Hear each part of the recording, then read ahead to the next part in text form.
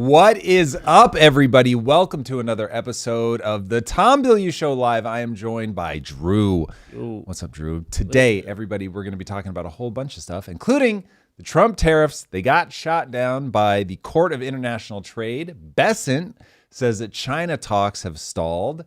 Quantum might be coming faster than expected, so brace yourself for that one. Trump and Elon are working overtime to prove that they are still in love. That one's getting interesting.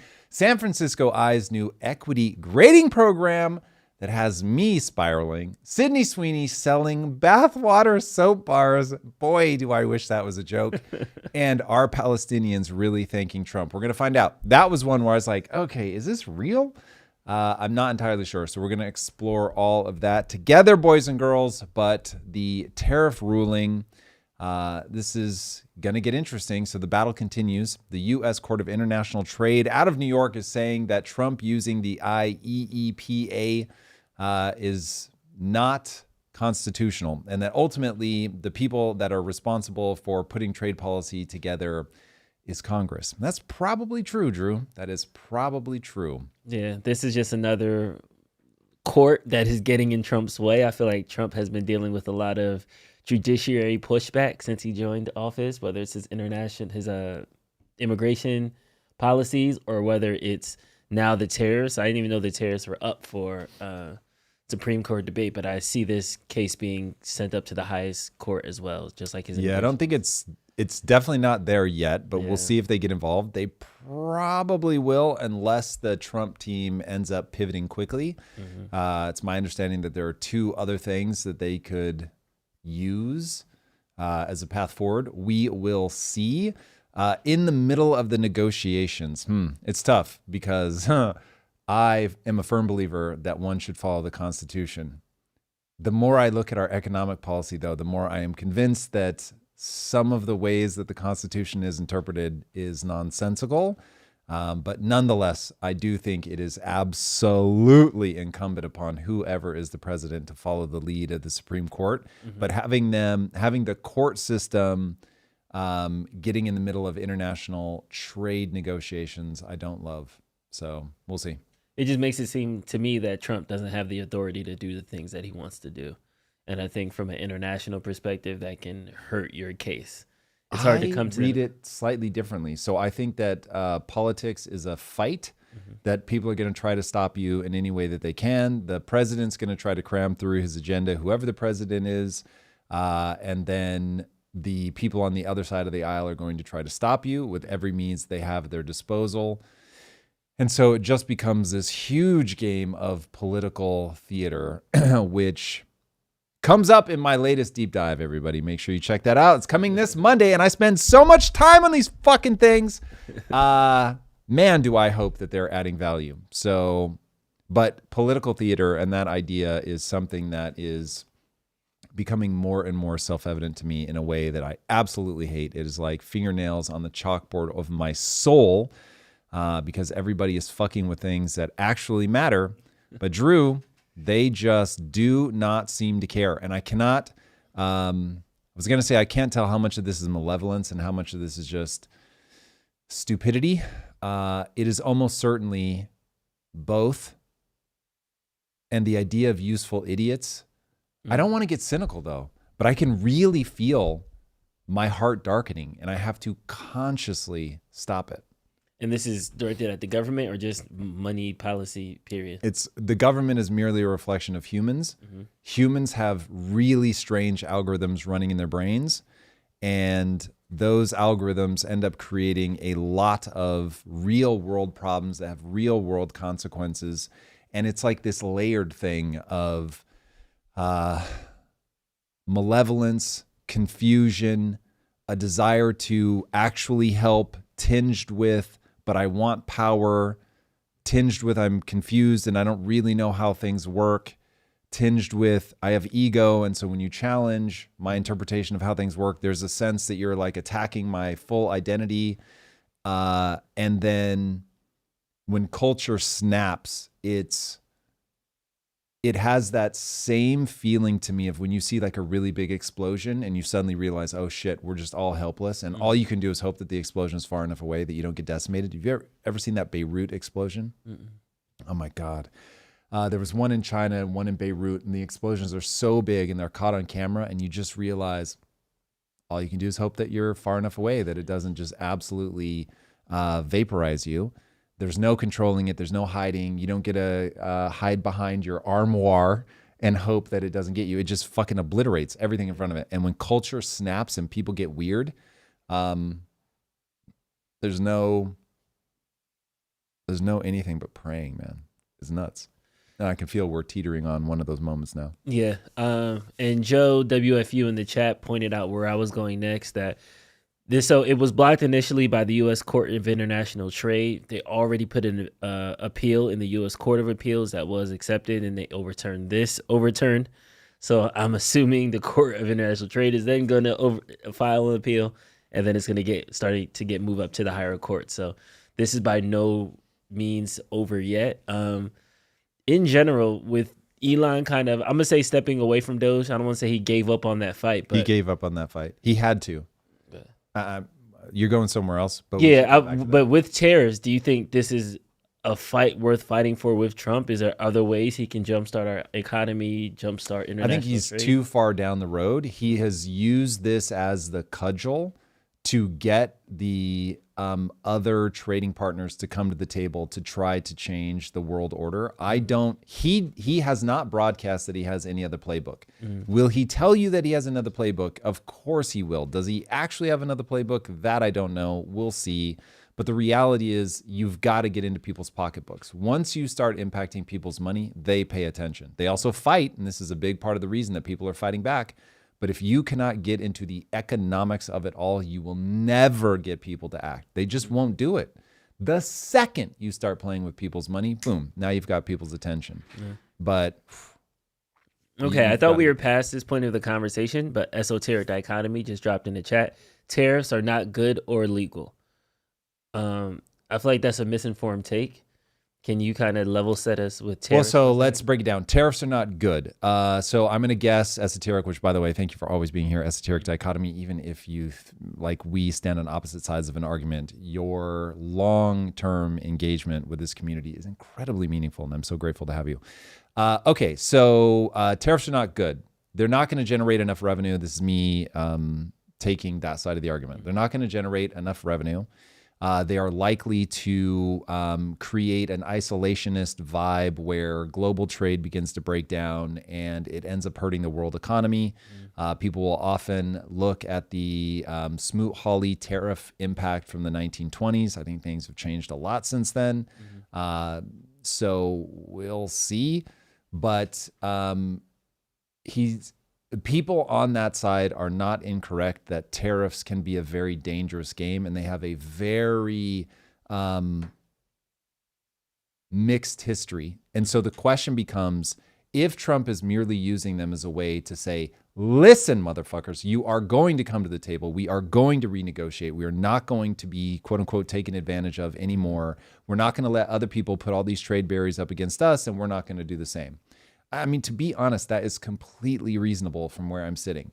But if this all goes awry and it just falls apart, then it will have been terrible. And if it ends up being a useful negotiating tactic to get people to the table, yay. If it ends up being a permanent state of affairs, it's almost certainly boo. Yeah. Now, the courts are telling you he really does not have the ability. This really isn't legal. And we'll see. It'll go all the way to the Supreme Court, and we'll see if they move from one thing to another. But the reality is that the Constitution is pretty clear that Congress has the right to do anything that's considered a tax. I forget the exact words. And it would be very easy to read these tariffs as taxes. So from that perspective, we're going to see it play out in the courts. I don't think it's crazy to state that. And it probably... I'm really conflicted about whether I want any president to have the ability to come in, swing their dick around with EOs, because right now, I feel like somebody is actually awake to the fact that we need to rejigger things. But there's going to be an administration that comes in, and I absolutely hate what they're attempting to do, and they're going to use the same tools. So I try not to over-index just because I'm like, okay, this is at least directionally correct. Yeah. So anyway, are they legal? Maybe not. We're about to find out. Are they good? Probably not if they stay up. Probably yes if they are a tool to get you to the table.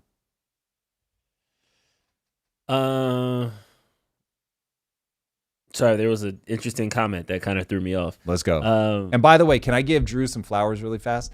So Drew is operating on like 9 minutes of sleep. Drew and I went to an event last night. Shout out to my boy, Jay Shetty.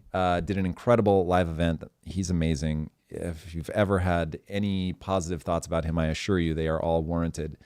And Drew, being the Uber producer that he is, was like, I need to go see this. I need to see what we can learn. Shout out. I had to dip early. I was like, oh God, I've got to get some sleep. Set me up. He took me to the event and he was like, yeah, I'm not making it. So you're good? Once I realized it was going to be a lot longer than I had originally anticipated. Yeah. So anyway, flowers to Drew, please keep going. Thank you. And then just for a timeline for this tariff thing. So the secondary appeal that... Sorry, what was the comment that you said threw you off? Oh, it wasn't necessarily directional. So I was waiting for them to have a follow-up, but it never came. It was from Celia. Oh, Tom, where are you heading? As long as you interviewed and learned from your guests, but since you have turned into a lecturer, where has your dignity gone? Sad for me to observe. Sad face. My dignity. Wow. Coming in hot. I respect it. You are not being bashful about your opinion. What would be amazing is if you can explain to me what part of the lecture is not helpful. So yeah, if you've got that, I'm all ears. Yeah. Okay, so then to wrap this up for the tariffs, the appeals from the Trump administration has already been submitted, so it's already in this weird in-between place. If a stay is likely, it will then get knocked into mid-June for full appeal. But if the Supreme Court gets involved, this will go into late 2025, early 2026. I know we've been saying this from the beginning that this is a race to the midterms, and Trump needs to get this done before that happens. If this decision doesn't come out until January, March 2026, do you think that hurts his chances from the midterms? No, he's still got time at that point, but that's going to be, you're now starting to get to the end of your runway at that point, because now you're starting to get into election season. But I think that so much will have transpired before then. It is just going to be a question of, we have a clip from Scott Bessent, which we might want to play. And Bessent is saying that we've got people coming to the table in good faith. I don't think this is going to stop us. And so if that's true and that ends up playing out well, then you're going to be fine. Copy that. All right, let's jump into that Scott Bessent clip now.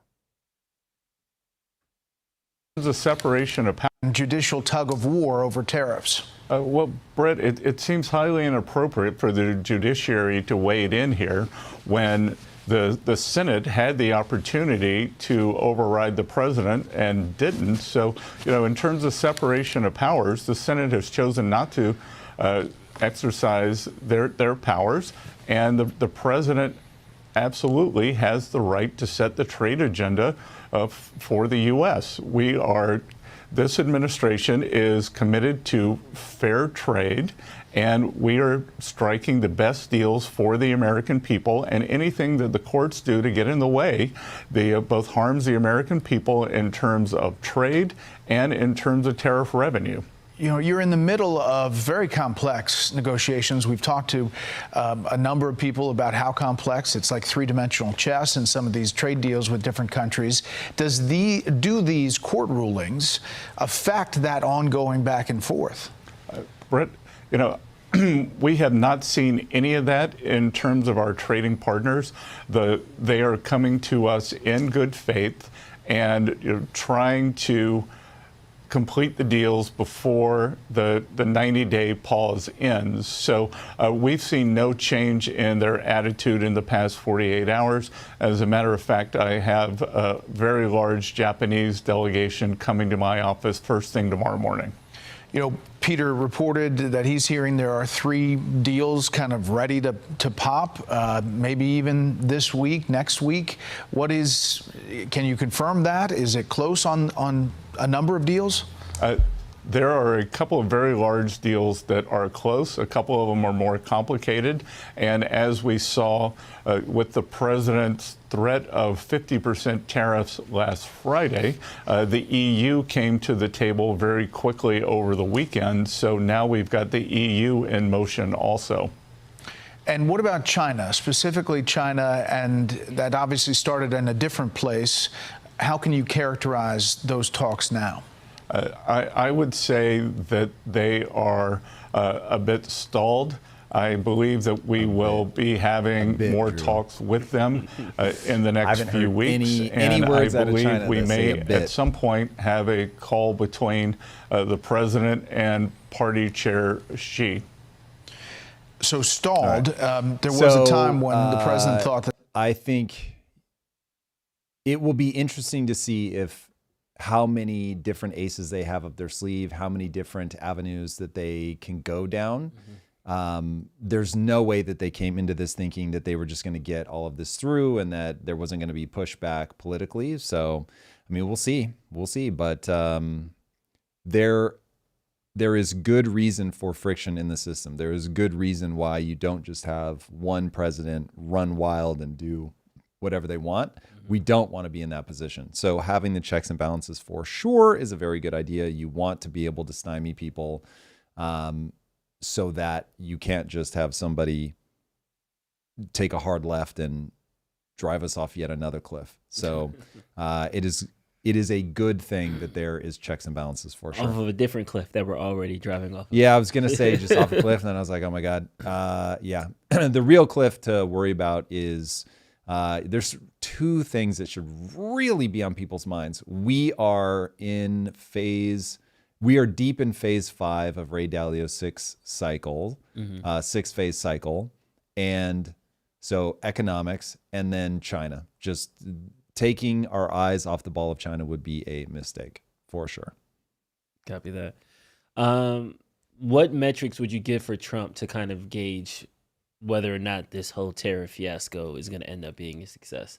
Do you renegotiate trade deals with partners? So you look around the world and what you should see is World War II happens and we give people a lot of breaks, a lot of leeway because they all needed to rebuild. Europe was in rubble.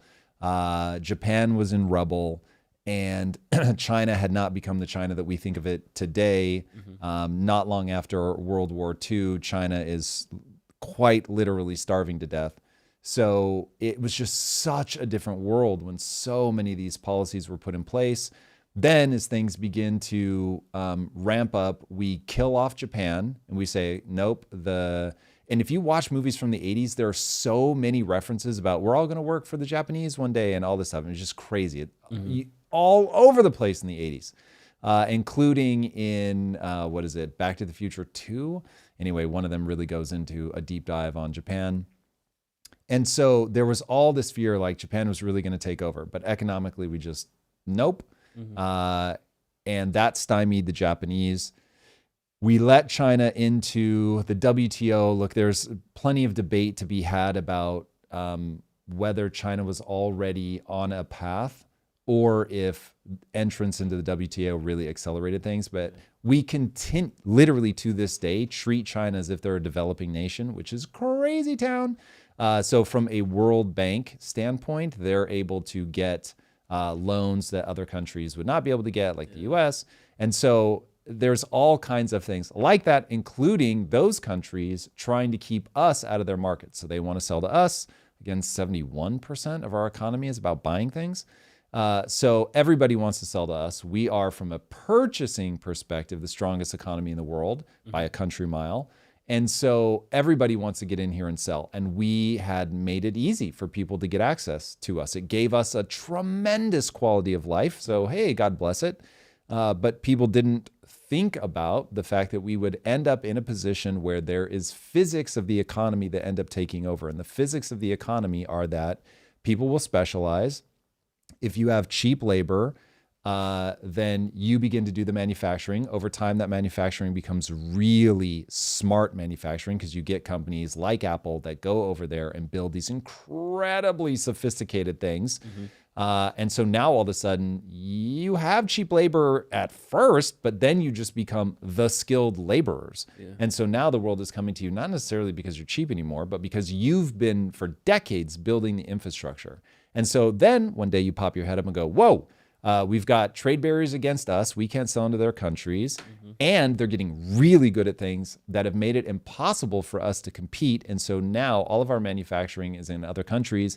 And whoops, we wake up and realize that this is the law of the fucking jungle, Drew. And you can go for extended periods of time where people feel like everything is okay. And then you get Putin, who starts invading. You get Xi, who's like salivating over Taiwan.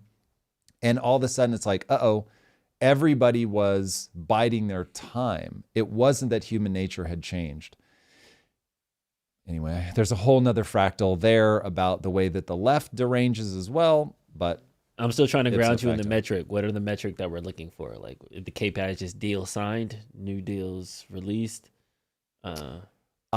So the actual metric is going to be how much of your supply chain, your essential supply chain, do you produce in the US? Of your modern way of life, what percentage of your supply chain is friend-shored or onshored? What is your GDP growth? There's probably more, but I'll stop there. Those are the two that I will be looking at most closely. If our GDP goes up, but we still don't control our supply chains, we have a existential risk.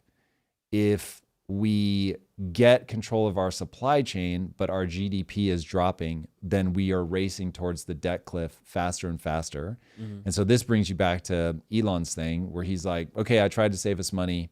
Nobody wants that for reasons that I cover in my upcoming deep dive.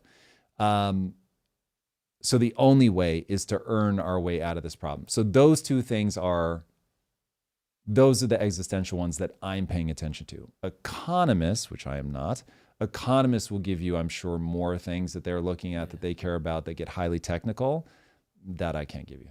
And then for like the percentage of like onshoring, it's probably 90-10 China versus us now. We just want to make it somewhere closer to 90-10 China versus the world.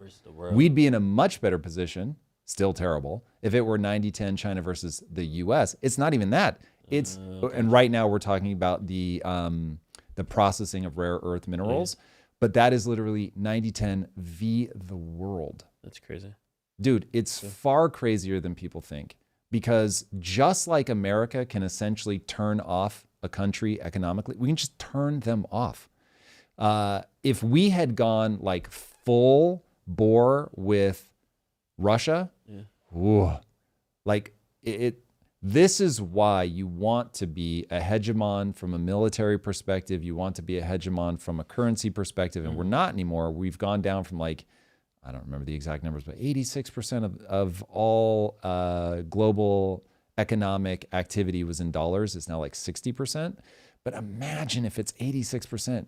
Drew, you can choke off 86% of the world just by going, SWIFT doesn't work for you anymore. So that's where China is from a rare earth minerals perspective. They can just be like, nope, you don't get any refinement. Copy. There's somewhere I want to pivot about gold-backed currencies. I know you'll be salivating over that topic, but just to put a stamp on this, if you had to give Trump a grade on his tariff effort so far, what would you give him right now? I still feel the same that I did before. It's so early. It's like somebody is midway through the test and you're trying to grade it. It is entirely possible that he gets an F and he drives the entire global economy into a recession. Like that's still possible. But it's also possible, and I think with every passing day, it's clear that tariffs are a threat that he is willing to back up. And it all comes down to the number of people that are like, yeah, I'm willing to play chicken. Like if you're playing a game of chicken and you're perfectly willing to get into a head-on collision, then people die.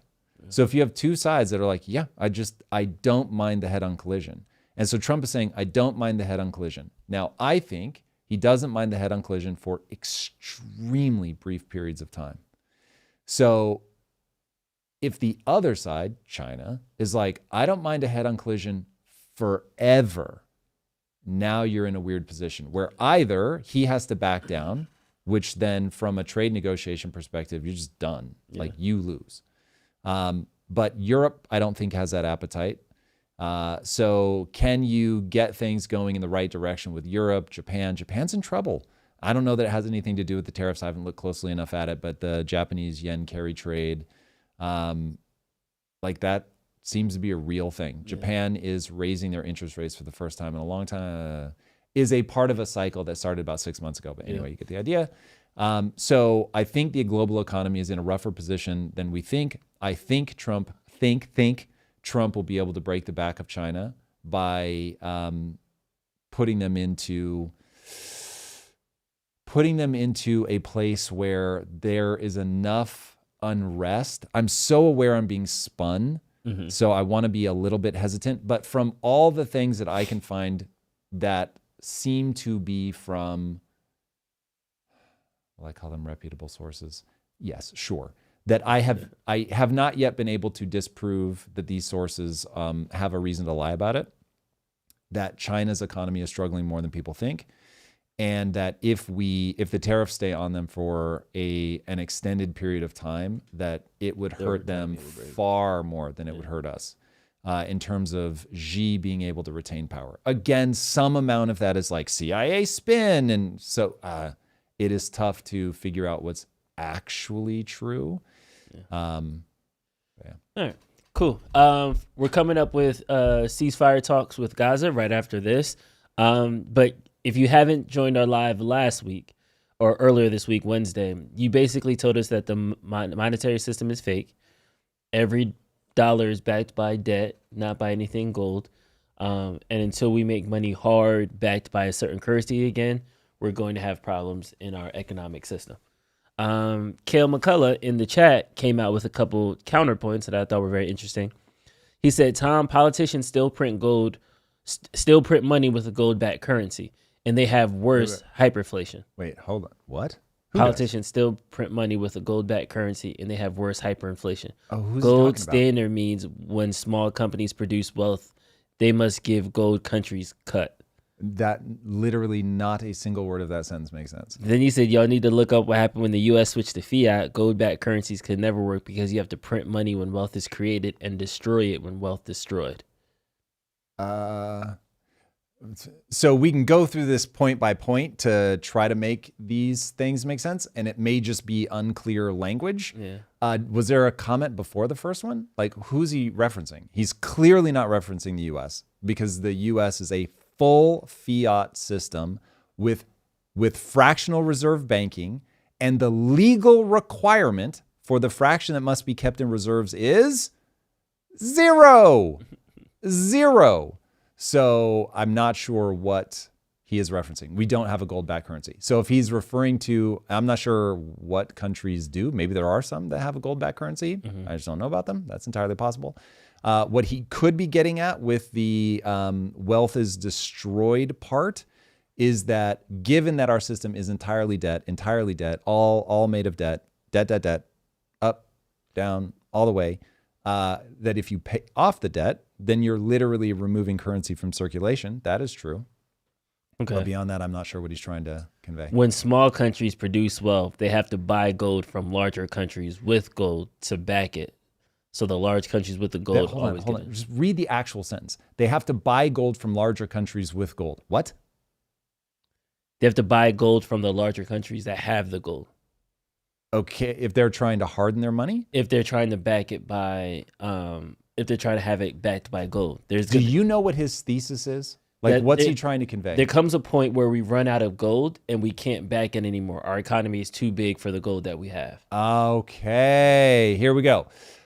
So I get this argument, and I understand why people are confused. That isn't how money works. And so if you have a gold-backed currency, let's say that there's exactly this gets a little, let's use Bitcoin. Bitcoin is easy because it's been talked about so much, and there's 21 million of them, so it becomes very easy to imagine. All right, so let's say that instead of physical gold, which is still being mined, so technically there's more coming on the market all the time. Let's say it's truly uninflatable. So you have 21 million, can be broken into however many Satoshis. And so we had somebody, I forget where, but you sent me the comment, who was like, Tom has gone full retard. He doesn't understand that when new things come into the economy, like let's say that we have 21 million Bitcoin and now I'm going to break from the example he used and use a slightly different example, but same idea. When Bitcoin first came out, let's just say that it took all 21 million Bitcoin to buy a house. And then you say, well, hold on. Because now if there's another house that gets made, now those same 21 million Bitcoin are fighting for that house. And so if I'm looking at, oh God, this gets very complicated. Okay. Break down, simplify it. The simplest, there's two things that are going on. There is the amount of the thing that the amount of currency, and then there's what the currency can buy. Mm-hmm. Then there's also what you're paid in, and this is where people get confused. The very simple thing that they are confused on is currency, amount of dollars that I get per hour, let's just say, versus what that per hour currency buys. When you think of currency as a measuring device, then this gets a lot easier. When you think of the absolute number of dollars, it gets scary. So when people look at there's only 21 million Bitcoin, or there's only so much gold in the world, they start thinking, well, hold on a second. As this gets spread out across all these new things that I could buy, then we run into a problem because there's just not enough of it to go around. Mm-hmm. But in reality, what happens is that let's say that the amount that you get paid per hour really does go down. So as more people want Bitcoin, it becomes more scarce. So if you have a house, the house used to cost 21 million, just all 21 million Bitcoin, let's just say. Then it gets to the point where today you can buy a house for 2 Bitcoin. So it's like, well, hold on a second. What just happened? Is this deflationary? Because that is literal deflation. Your house used to be 21 million Bitcoin. It's now only worth 2 Bitcoin. What the fuck? Yeah, the 20,000 Bitcoin that bought the pizza, now you can correct. use a 0.11101. And so now people are like, oh my God, this is bad. I've been told that deflation is bad. Mm-hmm. The reality is crisis-induced deflation is bad. Crisis-induced deflation, when you have a fiat system, is bad.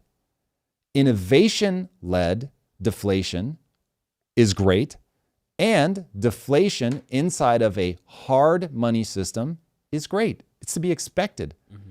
Okay, so now how can that possibly be true, Drew? Yeah. Because let's say in the era where 21 million Bitcoin is required to buy a house, in Bitcoin terms, the amount that you get paid per hour would be extremely high. And then over time, you're not going to get a raise in Bitcoin. You're going to get less in Bitcoin over time. We're panicking, right?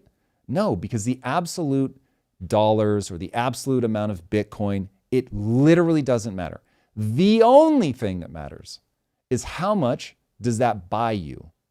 And this is why inflation is the trick the devil has pulled, because they don't take any money out of your account, but they reduce the amount that you can buy.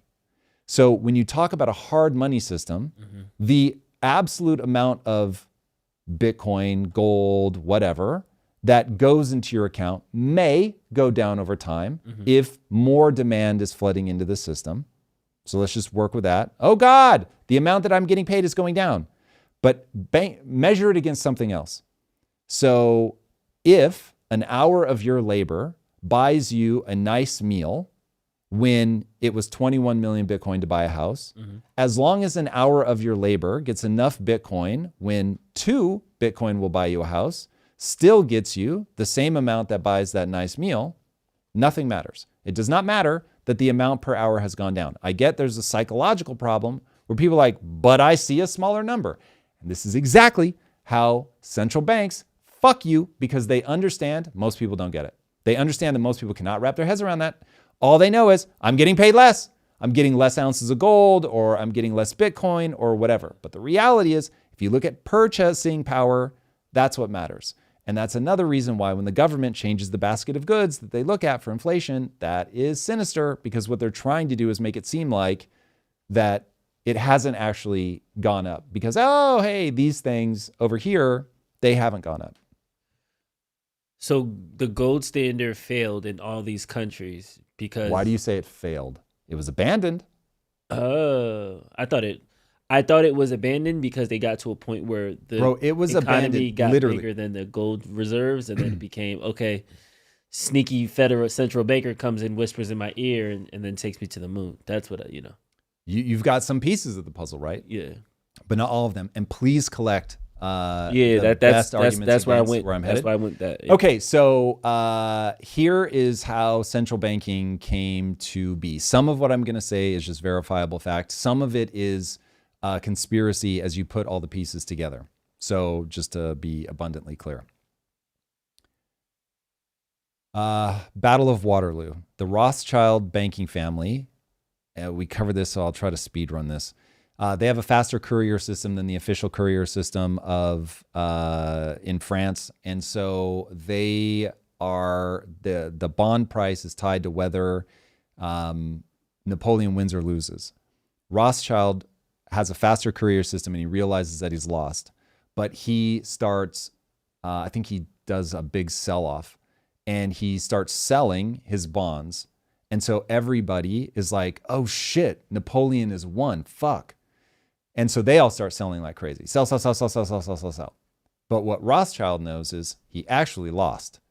And so when the price hits like some ridiculously low number, he goes in and buys, and makes himself, I don't know if he made himself the richest man on planet Earth at that point, but let's just say. Yeah. Then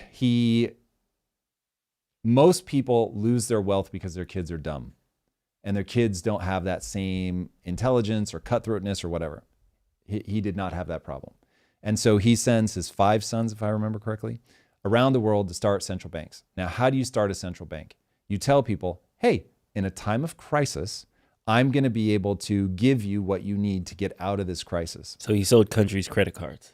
He sold countries on the idea of, I am the only one that can make money out of thin air. And look, it takes time. That's not exactly how it started. I'm speed running this. So now let's jump like 100 years into the future, and you've got these incredibly wealthy bankers.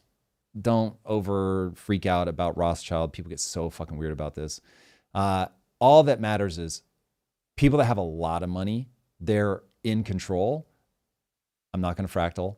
We all get it. Money's useful. So people with a lot of money are able to get a lot of control. In 1910, 1/4 of the entire world's wealth gets together. This is documented, so we're not at the conspiracy level. They go and say, That's the Bretton Woods. No, Bretton Woods comes after World War II. Okay. So this is the creature from Jekyll Island. Got you. So these guys meet in secret, literally using fake names, the whole nine. They don't want anybody to know who they are. They go to the island and they're like, look, we all understand that if we're the only ones that can print money, then we control everything. More than kings, more than presidents. It doesn't matter. We control the money supply. If you control the money supply, you control everything. Yep. But we have to get the world to adopt central bank standard.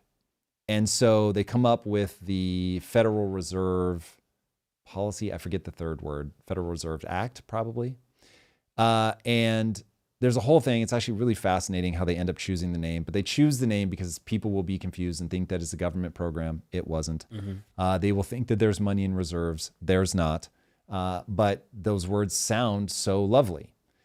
And it ends up getting passed in 1913. They conspire in 1910. It gets passed in 1913. Those 3 years are pretty fun to read about. But anyway, it ends up getting passed. And once it gets passed, now money is only fractionally tied to gold.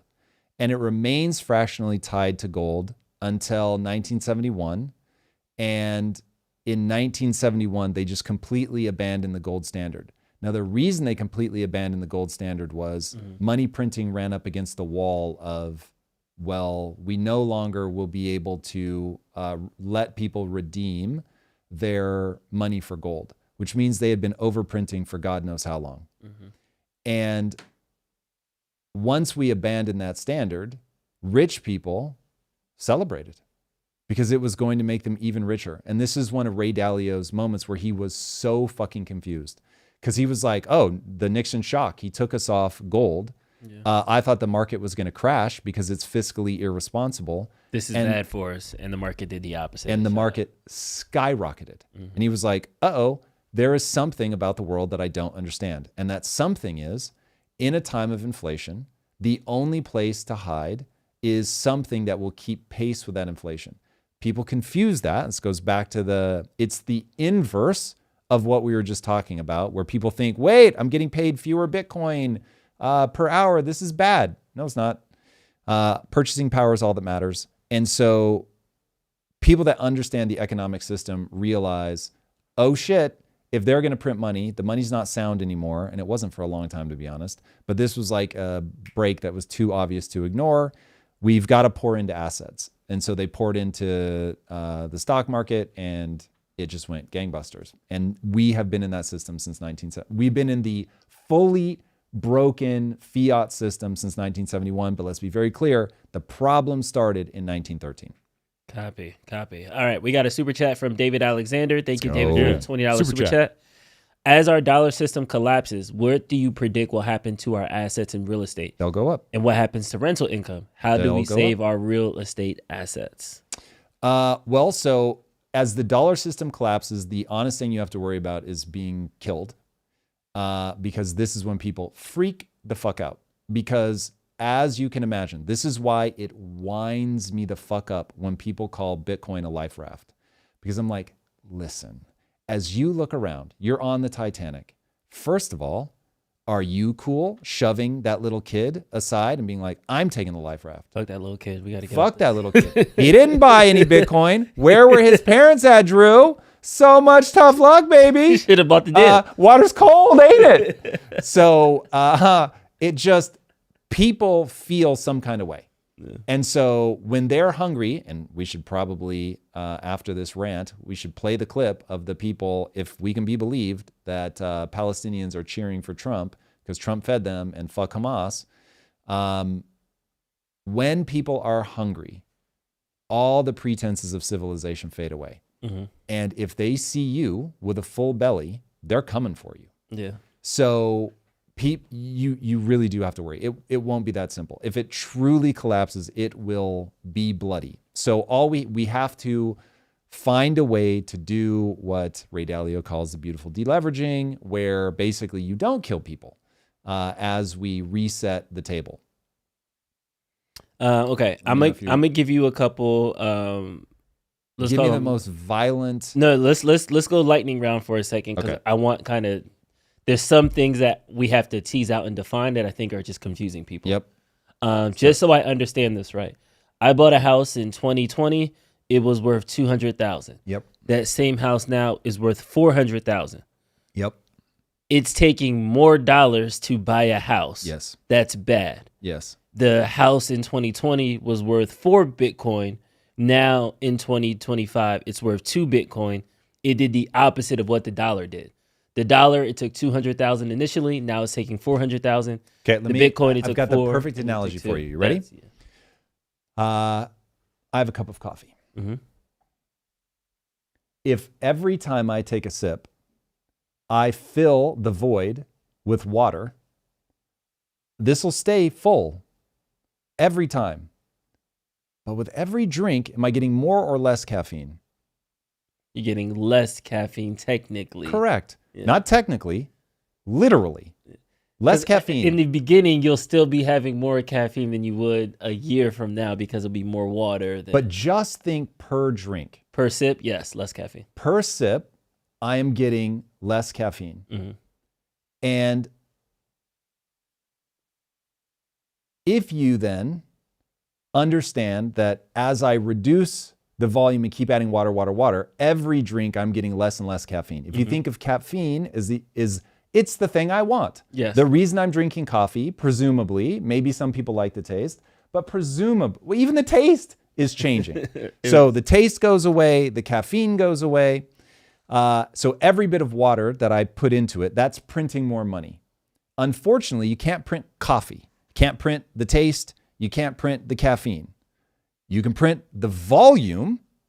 So there's still $100 in your account, but that $100 has less taste, less caffeine. Flip it now. And I start pulling water out. The volume in the can is going down. Taste fucks me up here, so the analogy breaks down. But the caffeine eventually becomes a caffeine tablet. And so I can get the same amount of caffeine, same impact on my body, but it's in capsule form. As opposed to drinking a whole cup of Correct. Same caffeine. Mm-hmm. So that is non-crisis-led deflation. So it is, hey, there are more people coming into the system. There are more things to buy. And that caffeine is now in a smaller number. So I can buy a house with 2 Bitcoin instead of 21 million Bitcoin. Mm-hmm. But it still buys a house. Copy. Okay. All right, since this is lightning round, I'll stop there. No, okay, so that's there. Somebody else in the chat was like, well, I could still buy gold, so can I just back my money with gold? Yes. That is the stock market. Is that you're saying, commodities in this case, but that's you saying, ha ha ha, these people are dumb. I see something they don't see. I'm going to go buy the thing that's the life raft. I'm going to buy Bitcoin. I'm going to buy gold. I'm going to buy stocks and bonds. So I'm going to put my money fucking in dumb something motherfuckers. non-paper so that it's backed by something. So when paper collapses. Backed by something is the wrong way to think of it, but it is a thing that has intrinsic value. I'm going to spend my money on things that have intrinsic value. So in a currency that's hyperinflating, people will go buy cars, cans of food, anything that will retain its value because it is intrinsically valuable. Break down intrinsically valuable. It has worth in and of itself. So take gold has worth in and of itself because it's a precious commoditized I mineral? fall in the camp that gold does not have intrinsic value. People like Schiff is going to argue this to the fucking high heavens. Yeah. But I'm telling you right now, the value of gold is that people treat it as a store of value. And the second they stop treating it as a store of value, its price will fucking plummet.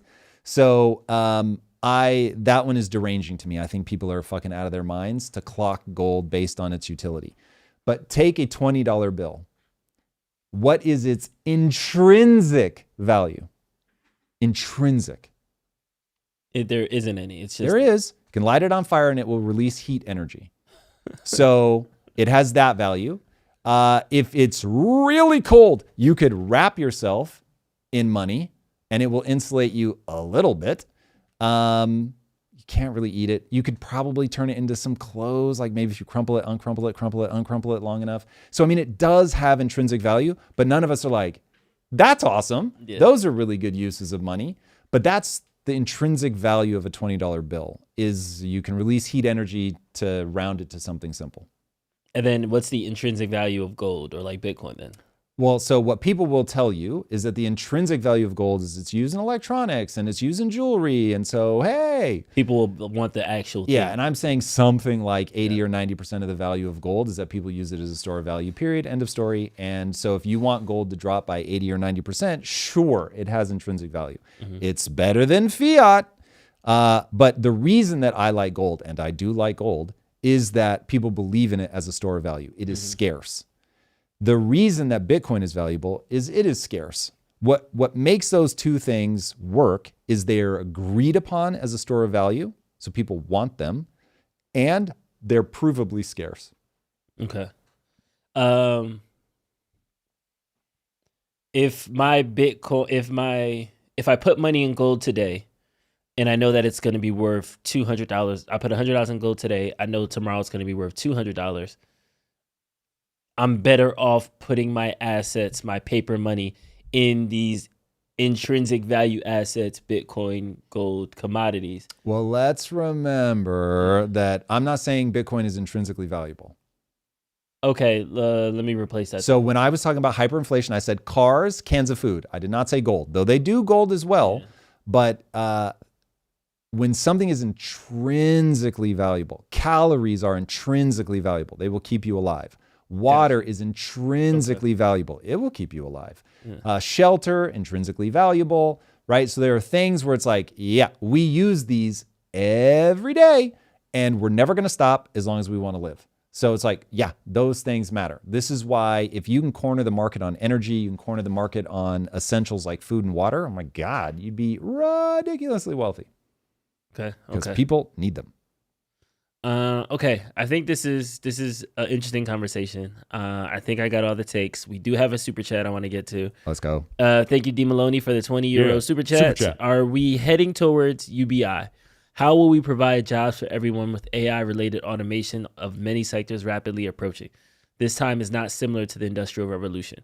Before you answer that, I want to say that in context of the money supply, which we have a inflationary money supply. Mm-hmm. We have a 20 to 50% labor reduction on the horizon with AI. Would that, would that crash our market then because less people will be getting money?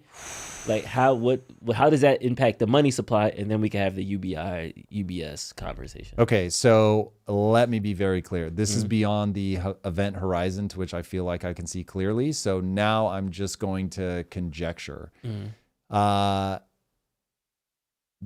Bad things happen in the transitionary period because what will end up happening is a very small number of companies and people will accumulate untold amounts of wealth while the average person is demoralized in the extreme and they give up. And that is going to be scary. How we navigate that well, I don't know that anybody has a good answer because if you UBI people, they still don't have meaning and purpose. And so they get a check, but that was up another problem. Yes. People need to be chased by a lion. And what I mean is you need difficulty that you must overcome or you get cold. And if you don't have that, people just don't rise to the occasion. And I think we're living in that moment. I think part of the reason that populism is on the rise is because we've just gotten soft. And we've had such a cushy life for so long that people are just checking out. Deaths of despair are on the rise. The number of people that are not even trying to get a job is like millions of people. That's just where we're at, man, from a cultural standpoint. And so what I'm trying to figure out is, does coming on here and doing these lives help? And does it get some number of people back on track to want to be tough, to want to raise their kids to be tough? Or is it like, nope, these cycles are so big, it literally doesn't matter. This is Tom in the middle of a 9.0 hurricane, or even better, this is Tom facing a 100-foot tsunami and he's putting on swimming fins. It's like, it doesn't matter, bro. Like, you are dust. I don't know yet. I don't know. But as a value system, I will not allow myself to become cynical. All right, so people are bringing up the Starbucks kid. Let's go. So I think that's a good point. Like, the Starbucks kid needs UBI because the Starbucks Jesus Christ, the Starbucks kid. He's crying at an 8-hour Starbucks. That is what it looks like when you were essentially raised from your family in a way as if UBI was just a thing. Once you think that I can just get by, dude. So when I was in college, first of all, I had to work 2 jobs to pay my way through college. Second, my dad was helping me. God bless him, Dad. If you hear this, thank you. I just cannot thank you enough. But 5 months leading up to my graduation, my dad sent me a letter with the check that he sent me every month. And it said 5 more months, 4 more months, 3 more months, 2 more, 1 more. And then the day I graduated, I never received another dime from my family. Money from the time I was 21, the money's only gone in one direction, from me to them. And it was like, yeah, I hope you make it. And there were times where I couldn't pay bills, but I didn't ask my family for money. And honestly, I didn't even think about it. I didn't have a grudge. That all felt right. That was just the way that I was raised. My dad was like, work ethic, you got to do your thing. Like, you got to get out there, you got to fight. And that kid has never been forced to face the reality that you have a shot to rise to the top, to be great, to push yourself. And even if you can't get all the way to the top, that getting stronger, more resilient in and of itself feels awesome. And they don't have that value system. So they look at the world as like, what the fuck? Like, I'm owed an easy job. I'm owed an easy life. And this is crazy, because he was like, I'm in school and I have to work like whatever, 25 hours a week. This is crazy. And I'm working all weekend. It's like that mentality is causing him problems. Like, forget everything else. That is a miserable. Do any of us want to be crying over anything like that? No, that means that something has gone horribly wrong. And it's like, if only he understood, you can make a change in your own mind, your own frame of reference. And all of a sudden it's like, oh, I don't feel sad about this. I don't feel contracted. I feel expansive. I feel like now I'm in the squat rack and I'm under some weight, and this is exactly how I'm going to get stronger. And yeah, I got to do some reps, and yes, I'm going to be sweaty, and yes, this is going to be hard. And yes, I might throw up, but like, I'm going to be stronger on the other side of this. But culturally, we don't want that. And culturally, I worry the more I talk like that, the older and crazier I sound. The more I sound like that guy that's like, fucking get off my lawn, kid. It's like, but here's the thing. I try to always be making contact with reality, with the physics of the situation. And the truth is, China does not give a fuck about that kid, and China will mow over that kid. And if not China, somebody else. Like, we still live in a world where the strong will do as they will and the weak will suffer as they must. That is the world you live in. You just had a lot of strong people, a fucking rip-roaring economy, that because of geography and global events, America just ended up on the right side of all of this. For a while, empires last between 150 and 200 years, and then poof, they're gone. And we just have to understand that it won't last unless we fight for it. But if you put up a bunch of Chinese kids that have been like fucking grilled and pushed from the time they were little up against people that were coddled from the time they were little, the people who were coddled will get mowed over. It is, I've made this analogy for you off camera. I can't remember if I've ever said it on camera, but the way that when I look at a kid like that, the way that I see it as they enter the global economy is you're like a fighter that has trained a couple times while playing the Wii. And then you go up against a UFC fighter in their prime who's been training in a death sport since the time they were 6. And it's like the kid, and this is literal from our guys in Dagestan, they're literally wrestling bears and shit. It's crazy.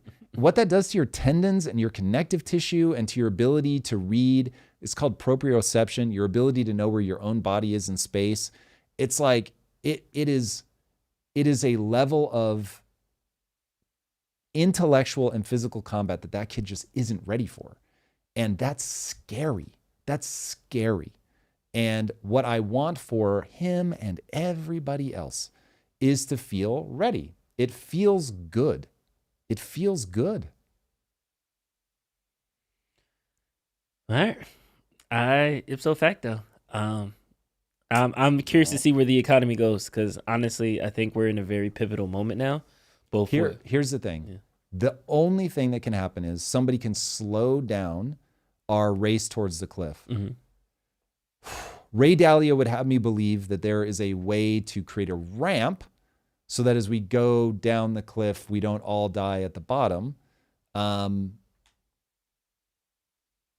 Drew, I don't think this moment really allows for that. I want to be wrong. And in fact, we should probably spend a lot of time talking about, okay, what do we need to do? Constitutionally, I'm not capable of just accepting defeat. So it is, there's things that you can do as an individual. There's things that you can do as a country. I won't fractal on them now. I think it is better that we move through topics to keep people's attention. But As a whole, this show should go way, way, way out of its way to talk about what we do. Yeah, and not to pile on the Starbucks kid, like we feel empathy for that person. They were just the most recent example, and I think that I'm from the age, being 53 and all, that that used to be a transition job. There used to be transition jobs in the economy where you work here, you're not getting paid Starbucks, as right? much. Yeah, I used to work at Starbucks, yeah. And Starbucks, to really rally over them, they're offering free tuition for baristas. Like, Starbucks is one of the good companies to work for as an up-and-coming person, but that's neither here nor there. I just think somewhere we're at a point now where we think that every job is supposed to pay a specific wage, and I think that's where the division is coming from. I think a lot of people think that just, I got this 9 to 5 when I was 16, and that's supposed to make me afford a house. And it's like, nah, that's not how that works. It shouldn't be like that. I agree. All right, we had a couple super chats coming in. That's exactly where I was headed. Let's do it. Yeah. Super chat. Shout out to DK the Sage. They said, if we ever get into space and begin mining operations of asteroids and the like, metals will immediately lose all value at scale. That's why everything goes energy credits. Energy is the ultimate store of value. There is something like $1 trillion worth of like gold floating in space. So if we do tap into that, that would impact the price of gold. This is a really sophisticated point. I don't think that energy is a good store of value because it is so hyperinflationary. However, the only thing anyone should care about is how much energy does my wealth buy me.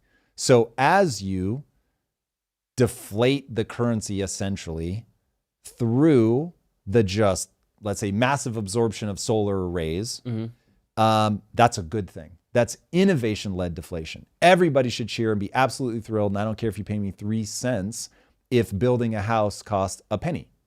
So it's like, yeah, that's fucking rad. And people do not understand there's 2 costs: energy and labor. Energy goes away if AI can help us drive the cost down because there is so much solar radiation, we need not worry about a thing. We just don't know how to capture it yet. And then labor goes away once robots are able to capture the energy from the sun. And so it's like, everything changes. So I'm a capitalist today only because we can't get free energy and free labor. But if we could, it'd be fucking amazing. We'd all just have bots and be like, what can my bot build? And then there's going to be people who are like, yeah, my bot build this really cool shit and I'm just making it free for everybody because why the fuck not? And that is a world we should all want to live in. The transition is going to get weird, but man, that's actually possible for the first time. And this is exactly what Elon is talking about when he says, okay, I'm trying to save you guys money was a fucking nightmare. So I'm tapped out. I'm done. But now I'm going to go lower the cost of energy and labor. And that will make a huge difference.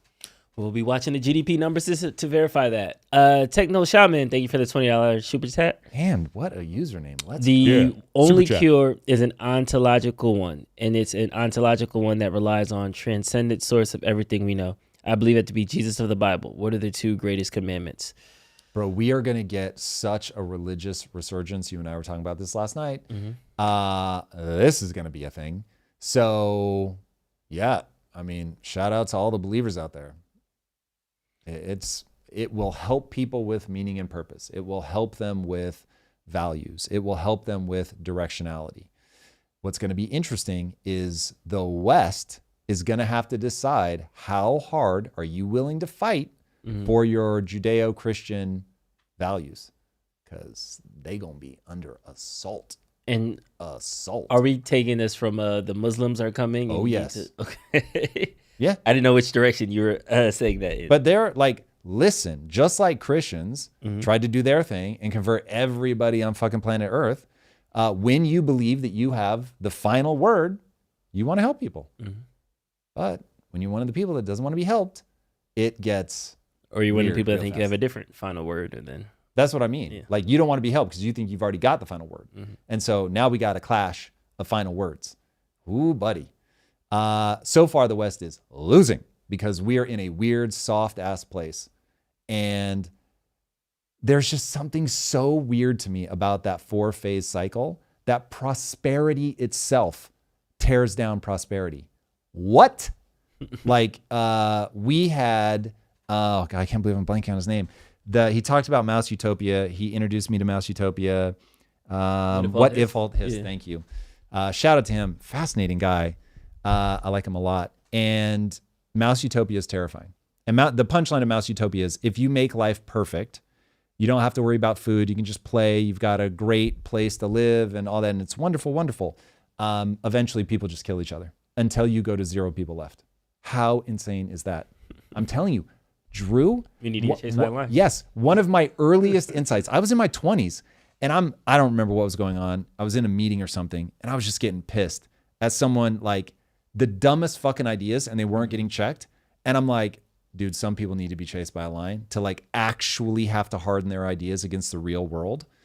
And it sort of rattled around in my head as a funny thing I thought, but didn't really think about how real, like how at the level of physics that is for the animal kingdom, we are wired to find ways to survive. And so we have all this push to like, you're going to have to do all this work this hard, face these fears, want to climb and get better to survive, because the world is fucking dangerous and it's really hard. And the second you take that away, but you give all the other impulses still, holy bejesus. Have you ever tried to throw a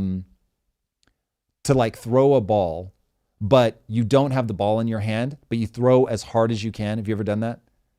Or swing a bat as hard as you can, but you miss? Yeah. And it somehow hurts.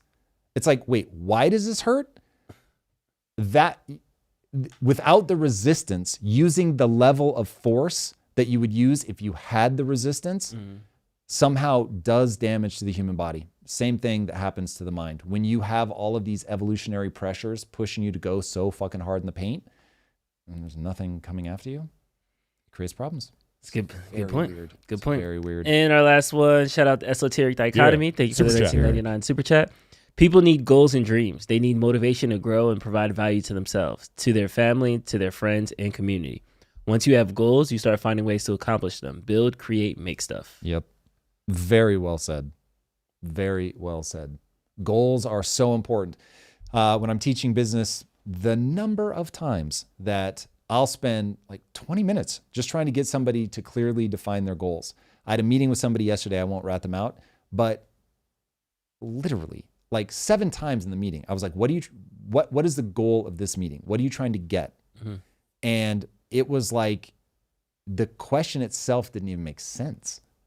And I'm like, hold on, we're never going to be able to achieve the thing unless you know what you're trying to get out of this meeting. Goals, baby. Goals are important. And we'll be monitoring the goals of Hamas and Israel right now. Pull this up. I want to know if this is real. Israel has, we're going to break it down. Israel has accepted the new proposal for a ceasefire. And this was with Hamas from a U.S. delegate. What's on the proposal right now is that it calls for the release of 10 living hostages and 18 deceased hostages, as well as a 60-day truce. So that's just a ceasefire to put in place right now. The official provided no details about the beginnings of a negotiation for a permanent end to the war. So on Israel's side, this is just a 60-day ceasefire with the negotiation of releasing hostages, both living and deceased. It seems like a step in the right direction, especially with Ukraine struggling to even come to the table. So wait a second. I need to know what are all the details in chat. If you guys know anything about this, let me know. I think Eric Weinstein has the right read on this, which is that Hamas has grabbed Israel by the lapel, knowing that Israel will act the fool, and that they want as much death and destruction as possible so that they can erode Israel's credibility so that Israel can erode its own credibility on the world stage. I think that's important to say. And that seems to be working perfectly. So I don't see, unless somebody knows something I don't, why would Hamas stop that strategy? It's working. So this feels like the same thing with Putin, where it's like, hey, Zelensky's accepted the deal of ceasefire, and then Putin just launches more rockets. So if somebody knows, has Hamas signaled that, yes, please, we would like this to stop now? Or, look at that. We want this to stop. Yes, but they haven't accepted the ceasefire, so it does. To my thing, though, is like, what is Hamas's end goal? Because Eric's point and the point that you just articulated, it seems like it's a suicide run for them. We're going to go down. We're not going to win this war, but we're going to want to make Israel look as bad as possible in the process. Yes. Okay. Full stop. So, listen, I do not want to speak for Eric. Eric should absolutely speak for himself.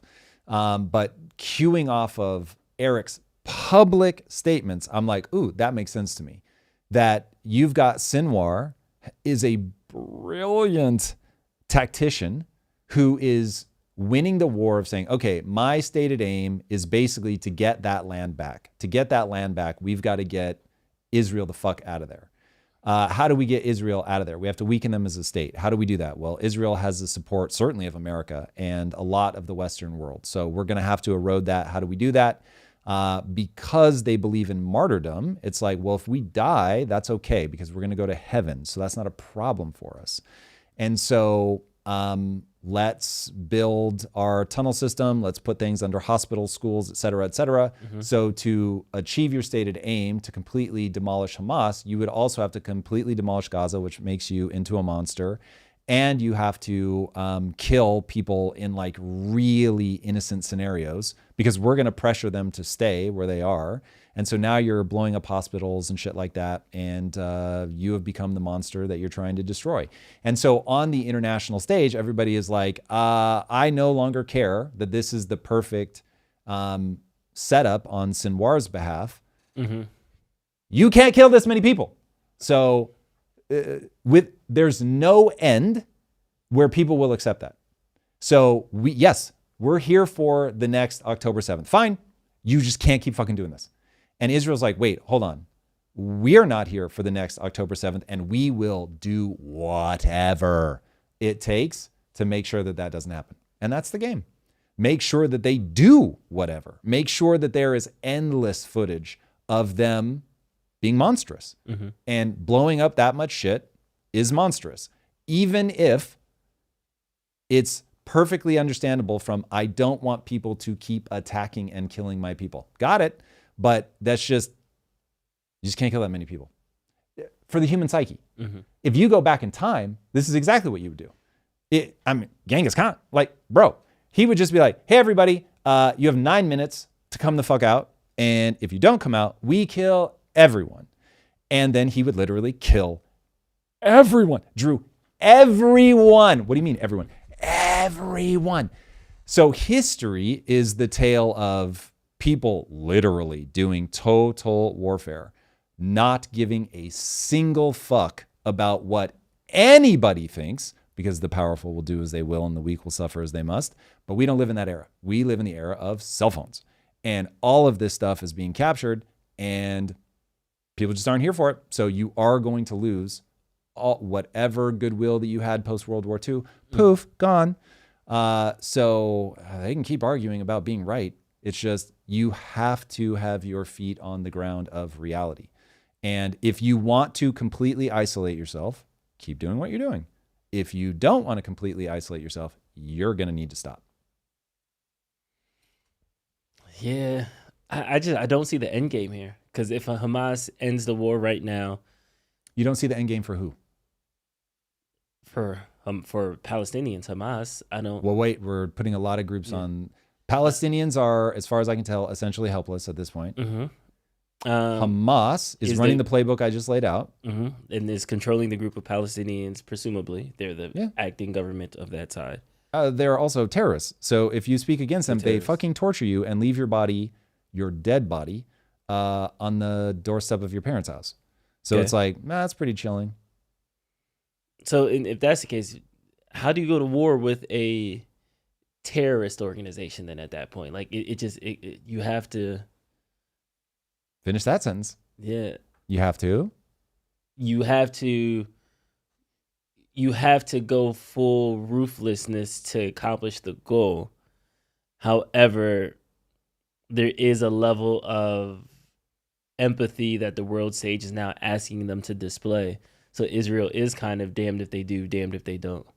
Welcome to Sinwar's genius.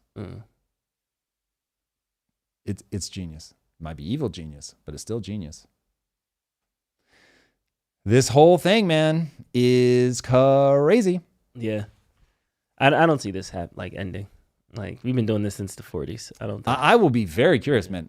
Israel seems like they're willing to go all the way. All the AI Trump Israel resorts and all those pictures can't stop this war. I think pull up the video though, because there was video that I saw this morning. First of all, I'm always paranoid things are AI, so I cannot vouch for the truth of this. Also, was it 9,000 people screaming "fuck Trump"? This guy's evil. Israel's evil, and they picked the 9 people that were like, "Oh my God, thank you, Trump." I have no idea. You're always being spun. You're always being spun. So take that for what it's worth. But here we go. This is a video. We're going to have to read what they say because unless you're Arabic speaking, you are not going to understand this. But start it over. We don't need to show ID or do an iris scan. All of Gaza has come in. People are taking 2 boxes. Hamas doesn't want you to go to the Americans. Bless the Americans are giving us flour and food. Osama Hamdan is Pause it for a sec. So basically, this is there's humanitarian aid under the watch of the U.S. now. Because obviously there was a ton of scrutiny on Israel. And so the U.S. is doing the aid. These are people presumably walking back from having just gotten the aid. Cameras have stopped them. And they're talking about Hamas leadership being in, I think, Qatar, sleeping in air conditioning with their kids. And like, you're not going through what we're going through. So you're telling us to resist the Israelis, to resist the Americans. But basically, you've put us in this position. Fuck you. So again, I'm so aware of just spin. I don't know whether to believe this or not, but if this can be believed, at least they're getting the aid that they need, A, and B, maybe people are going to see that using your own people as human shields is just really fucking sinister. Blowing them up, regardless of that, is also sinister. So I don't know, man. We're going to see. But this would be wonderful. This would be wonderful if the Palestinian people themselves were like, hey, we would really like just an amazing way of life for our kids. I have said from the second I looked at this conflict, until people are thinking about their kids' lives here on planet Earth, you're going to have a problem. People have to want good things for their kids. The second, whether the leadership or the people themselves don't want good things for their kids, yikes. Here on this earth. Because you may, oh my God, like they're going to go to heaven and it's going to be way better for them. I'm not saying the parents aren't thinking about their kids. I'm just saying you got to think about them here on earth. Otherwise, here on earth, it is going to be hell. Yeah. This is going to be a tough one. And I don't see it slowing down anytime soon. Really? And I think that so. There's no glimmer of hope for you in that video. In the Middle East, no way. Because this is thank you, America, you're the best. That's cap. It's gonna be a drone strike over the weekend. And everybody's gonna be. I don't think it'll from Israel. You mean? Or I don't think Hamas is running drone strikes in Gaza. Rockets, but I don't think they have drones.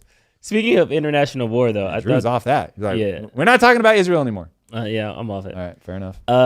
I thought this article was very interesting. How much does a Russian drone attack on Ukraine cost? Because we talked about because of our monetary system, we're incentivized to start wars. We're incentivized to stay in these wars. And I started to actually look through this, and it was a good figure that came up, is that the Shahed, which is the Russian-made drone, it initially used to cost them $50,000 per drone produced in Russia. However, they scaled up production in the past year, and they have lowered the cost to potentially $20K a year. So they did 100 drone strikes last weekend. So simple math, 100 times the 20,000, we are now at $2 million, $20 million worth of drone strikes just in one weekend, one attack, things like that. So I'm starting to see the monetary contribution war has and why so many people and why also central bankers can see the debt that it can accrue. It's the debt. It's like, oh, everybody, oh my God, if we're going to win this war and it's just death and rape as far as the eye can see. If we don't win, we're going to need to print some money. And people are just like, yes, please. Like, I would rather print money than lose a war. So it's like, that's how the game works. Yeah. And going to your point of we need this tariff war from an American perspective, is I'm seeing that Russia have their costs by onshoring drone production, even though they are allies with China and other places. So in times of conflict, friends or not, you need to be able to control your own weapons. Correct. Yeah. Correct. But at least they're friends with the people that do all of the drone pipeline. Mm-hmm. We are not. So, bad mojo. Bad mojo. Do you think the Golden Dome defense system is a good pitch for like Canada in regards to this now? Because they said it's going to cost us $61 billion to Why create. does he keep banging this drum? Canada is not going to become the 51st state. Dude, the human psyche does not work like that. They want to be an independent nation. They've got their own problems with Quebec wanting to separate from Canada. Now, I don't know. Is it 2%? Is it 20%? I don't know. Mm-hmm. But some percentage of them, they're not clamoring to be American. So it's like, dude, how mad do people have to get at him? Vote in the other party. Literally go from about to elect Pierre Poilievre to Pierre Poilievre is not even in the government anymore. It's like when your strategy isn't working, don't double down. I'm not sure why he's doubling down on this one. It makes no sense to me. Yeah. It's crazy. I don't get it. I don't think we need Canada as the 51st state. There's like 6 states in Canada. So that listen, from our perspective, Canada as a 51st state would be awesome. From their perspective, it's terrible. It's terrible. But they have so many natural resources that if we could drill, baby, drill in Canada, now you just, and I don't know Canada's reserves compared to ours, but they've got to be comparable. And so now you're in a position where you just doubled, roughly, your access to energy. And it's like, with the right policies, yowza. Yeah. James, we'll see. Alberta leaving, I don't know. We'll see. I have a feeling that's way more complicated than people want to think. Yeah, I'm calling bull on that too. I don't think they're leaving. That's not happening. That one I will give you. That feels like, that's so complex. Yeah. Canada's not going to let it go.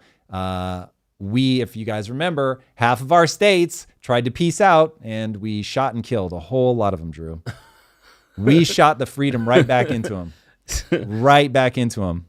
So we're just going to bring our guns to Canada and be like, hey, guys. I'm saying Canadians would bring their guns. Like, it's not like Alberta's just going to be like, we're going to be American now. Later, Canada is going to feel some kind of way about that. So, yeah.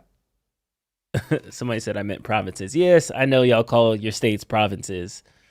All right, fancy America of the North. Fancy America of the Who eats North. fries? There we go. Get it. Drew's trying to alienate us in North America. Thanks, Drew. All right, maple syrup, guys. You guys are fine. Okay.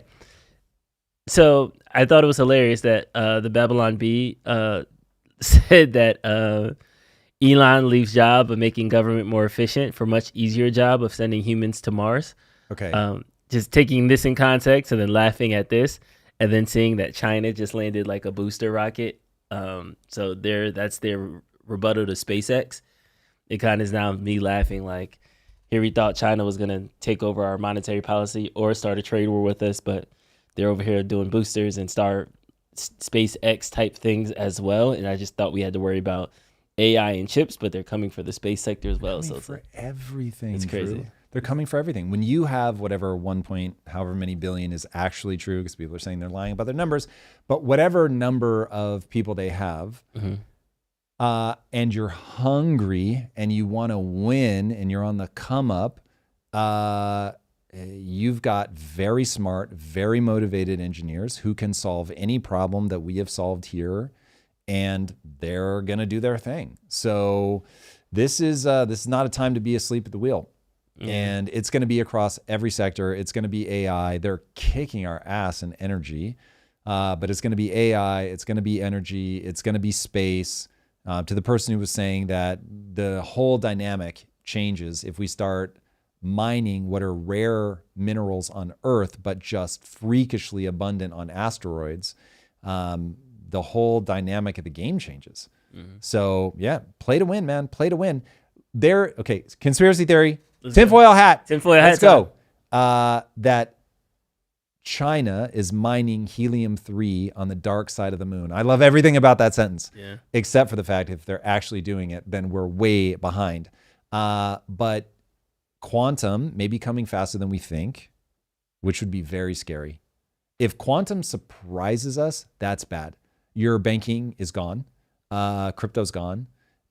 Basically, everything is gone. You can't hide anything. I feel like we're going from 0 to 100 with that. You're saying it's Real gone quick. because quantum can 0 to 100 real quick. Quantum can break codes and all authentication pretty much on Internet site. Web 2 can be hacked overnight with quantum because there's just too many. Cryptography writ large. Poof, gone. Protecting your bank. Done. Department of Defense. Done. Just done. It cracks the entire world open. Now, I don't know if it's actually that close. But man, them headlines, they keep coming, Drew. And you've got some pretty notable companies like Google saying, we need to start encrypting communications in a totally new way. So, everybody, you're on notice because this is one, if I'm China, I want to mine on helium-3 on the dark side of the moon so that I can cool my quantum computer to near zero. And now I just solve quantum energy needs. And I use my advantage in quantum. Remember, this is conspiracy theory. Don't want anybody to lose sight of that. Then I go, the US just doesn't exist anymore. We just cracked all your everything. And dunzo. So that we're going to fight the war on that side. It will be a race to quantum. It will be a race to artificial superintelligence. It will be a race to drones and robotics. It's a race, Drew. All right, so this is from Mario Nalfa on Twitter. He said, Google warns quantum computers could crack Bitcoin much faster than expected. Google's latest quantum computing research just blew a hole in old encryption timelines. It now estimates that a quantum machine with fewer than 1 million noisy qubits could break 2048-bit RSA encryption in under a week. That's 20 times faster than previous forecasts and could impact everything from bank accounts to Bitcoin wallets. Quantum computers are not ready yet, but they are getting stronger fast. Crypto may still be safe today, but the race to quantum-proof the system is no longer optional. Google has already started encrypting Chrome traffic accordingly. Source Yahoo. This is the biggest thing because how I understand quantum has the ability to compute, which means run through scenarios at a exponentially faster time than our current computers. Yes. So if I have a 11 character password, 11 factorial number of options, a quantum computer can get through that number of options way faster than a traditional computer that you'll have to daisy chain 6 other ones and have a bunch of other people manually kind of typing it in. Yes, like speed of light faster. Yeah. So with this additional pump, the reason that you're saying our industries and things like that are dying is because with quantum, somebody can just set that computing power on a specific system and say, keep trying every password until you crack the vulnerability here. In a second. Yeah. They said a week. Yeah. So it's like, that would be bad. Imagine any bank account could be hacked in a week. You just start running the operations and crack, take. Even if just to throw things into disarray, it's not like you even have to acquire the money. You just need to flood the system with not even fake. You would be flooding it with real transactions, moving money around faster than anybody could stop it. It would be madness. And just the way that nobody would feel safe. Like any password, done, gone, cracked, hacked, all over. Take down the power grid. Yeah. In previous arguments where as soon as we discover quantum, we are then going to send everybody a new change your password update, and then everybody will get the new encryption to match quantum. But now it seems like if quantum gets a head start, there is that point of vulnerability until we back up and update our internal systems, our networking. Yeah, I think, look, there's plenty of time to react and update your systems. It's just a question of how seriously will we take it? It's also a question of how real is this? Is it really moving that fast, or are these headlines designed to get clicks? Don't know. But it does seem like, much like AI went through that ChatGPT moment of where it was like nothing, and then boom, all of a sudden everything was moving so fast that your head spins. It feels like we're getting dangerously close to that moment with quantum. But I have not looked closely enough at it. I just know that Google has started talking about this a lot. They're developing specific chips for this. They have made significant advancements in terms of entangling particles and keeping them stable. So the breakthroughs are happening. Now, whether the breakthroughs mean that we're 10 years out, 2 years out, 2 months out, I don't know. So it's one of those things that with AI and quantum computing, I'm going to put them to the side separately for a second. It seems like there's a race there where we're racing for AGI, ASI, the self-replicating AI thing to exist. But on the quantum computing side, we're also racing to get to we figured out the necessary qubits we need to enact quantum computing. We found out the power and the energy needs to cool it and make it long-term and sustainable. So we have these two races kind of happening independently. Is there a scenario where we crack quantum and then that becomes the singularity moment that we thought AI was? Because I don't think so, because what quantum computing does is so different that I'll still recognize the world. We just have to harden our systems. So the only thing so far that quantum computing is good for is something where doing one thing in a trillion different ways is valuable. So cracking a password, 11, quadratic numbers, whatever, and it's just, and it does them all instantaneously. It just checks all those paths all at once. Whereas right now, a computer has to do them one after another so anything that can be done at the same time, quantum is very advantageous. But like, I don't know enough to know that quantum would actually help with intelligence, and intelligence is the thing that makes us go, I can't see beyond that. Because we have seen in just human existence that innovation is the thing that changes the world super rapidly. And it is my understanding that that's not where quantum comes in.